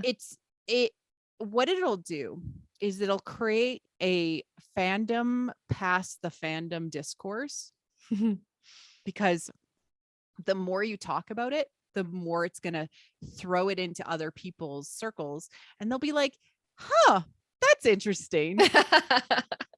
Which is what we've been trying to do quite a lot. Yeah. It does, though. It's like, it's not just about creating a buzz, because a buzz can be negative as much as it is positive. It's about, like, just MC was talking about this in the beginning. It's transformative fandom. It's like, how do you see it? How do you want to represent it? How do you want to interact with it? And that's, that's about your perspective, and that's about what you want, how you want to spend your time with it, like, honestly. And it's valuable. And because you're transforming it, or you're talking about it, or you're making it your own by adding your own point of view, like we are here. Yeah. What it does is it makes it personal to you, but then it makes it personal to somebody else who sees that and goes, hey, that's really interesting. And it connects and it makes the story bigger than itself through this fandom transformation. It is so valuable. So talk, share your thoughts, do a doodle, do a meme, doodle. Yeah. Write a fanfic, right? Make a TikTok. I absolutely want somebody to write the fanfic about what is in Tom's fanny pack. What did he bring for Gorya other than the phone? I love it. Because he's so thoughtful that he would have been like, she hurts herself, I'm going to bring first aid kit. I'm going to bring Tylenol. I'm going to bring. I love that so much. I 100%. He had to have something else in that fanny pack. So other great. than the phone. Exactly. That fanny pack was only there for Gorya. That's oh my great. goodness. Can you believe that we have to wait another week for a new episode, Ty? This week was really painful. I'm not going to lie. Like, it was really hard to get through. Like, I'm glad we did our trailer breakdown midweek, but it was still really hard. Like, it was so hard because we're like, how do we get over this? Like, yeah. It's going to be a lot. There's so much. And if they do another trailer, oh my goodness. I hope they don't. I'm just like don't get me more spoiled than I know I already am, because like I've seen this like so many times. Like, come on. I just cannot. I'm really happy with this. I think if it hits another huge milestone like this one did, I think like that's why they did it, because it hit a milestone for them. And also the show had the previous trailer was still very initial concept type of thing. So yeah, like I feel like they had filmed a lot more, they had edited a lot more, and they had a lot more to show, and they wanted to show us that. But oh man, it was a lot. It was a lot. I'm gonna keep making silly edits to songs that I like, because it's a fun way to, like, waste my time during the middle of the week. And I'm gonna keep on making dumb memes. Ipsy's gonna keep making dumb memes. I love it. Her memes are not dumb though. I think they're hilarious. It's so my humor. My favorite one, and like nobody appreciated it, was the Tom wearing green. I'm wearing green because I love you, but I'm obviously an autumn. That was hilarious. And an I autumn died. being that he's really like red, like he should Yeah, be yeah. wearing red or oranges, and he's wearing green, which is like the opposite of that. Like spring color. Yeah, like spring. Like I thought it was Yeah. hilarious. I think your clothing memes are hysterical. So, and spot Thank on. you. Thank You're you. Yeah, I'm enjoying this. I've reached the memeing level, and I don't think there's been another fandom except for Star Wars that I have memed about. No, absolutely not. So It's you the know it's special good. level. Yeah. Yeah. So any final thoughts? I mean, other than the fact that we clearly are losing our minds over this show, and it's gotten to absurd levels, honestly. Yeah. Like I not I have an Excel spreadsheet about the plot points that I have built out to fit them into the 10 episodes that we have left. And I've gone back and forth a bunch of times, and I really hope we get the trip. I don't know when we'll get it. I don't know how we'll get it, but I really hope we get the trip. Even if it's not to Canada, it's really, really important because he bears himself to her to protect her. And that's just so symbolic, by taking off his shirt to keep her warm. Yeah, it's an important part of the story. And I just want to like draw everyone's attention to like the Boys Over Flowers wiki. I think there's, if you want to be spoiled, like if you want to see the other versions and like, you know, really delve into the lore of the story, like go to there's a whole wiki that's dedicated to this, and the people that work on it are incredibly detailed. They're actually covering this version as well. And they have like a whole breakdown of like story arcs that you can look at from the manga perspective, and those story arcs are represented in each of the versions pages. So you'll be reading about, okay, what happens in the Boys Over Flowers Korean version in this episode, and then later in the article they'll say this connects to this particular story arc. So it's really detailed and really good if you're looking for that sort of thing. So please, you know, use that as a resource, not just us, because we don't remember everything all the time. It's hard to keep all of the different versions in your head and then also think about all of the symbolic meaning and like that could be there. That may or may not be in other versions, or maybe a refined to a place of perfection in this version.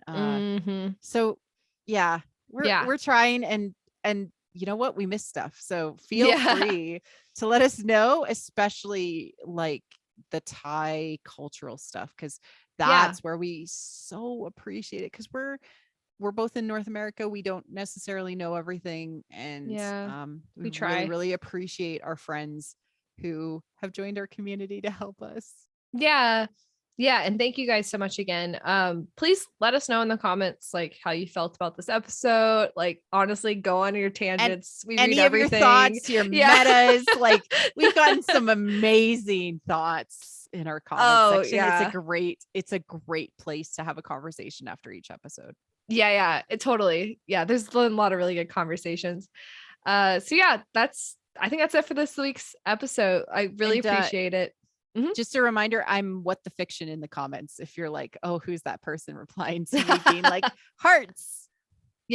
Marie Claire posts a lot of purple hearts. I tend to post pink hearts. But yeah, so thanks guys again so much. And you know, we'll see you guys next week. Again, if you want to follow us on Twitter, we talk about a bunch of stuff. We fangirl throughout the week. We post memes and edits and just talk random about thoughts. Oh my God, I just thought of this. Yes. Yeah, exactly. You know, it's everything. You can find me at wit_folly. You can also find me on my personal, where I talk about this plus everything else, at black_TYM. And Marie Claire, where can they find you? the links are in the liner notes, so you can just click there to find my name, my but you can follow my personal Twitter at Marie C. Gould, or What the Fiction, which is where I talk about kind of generalistic fiction, at WT Force Media. Or if you're really into Star Wars and you want to check out what I do with this show, but for Star Wars, you can check out WT Force Show, which is my Star Wars podcast and what I'm mainly known for. Yeah, you are. All right. Thanks, MC. And thanks everyone who listened. We'll see you guys next week. Cheers. Cheers.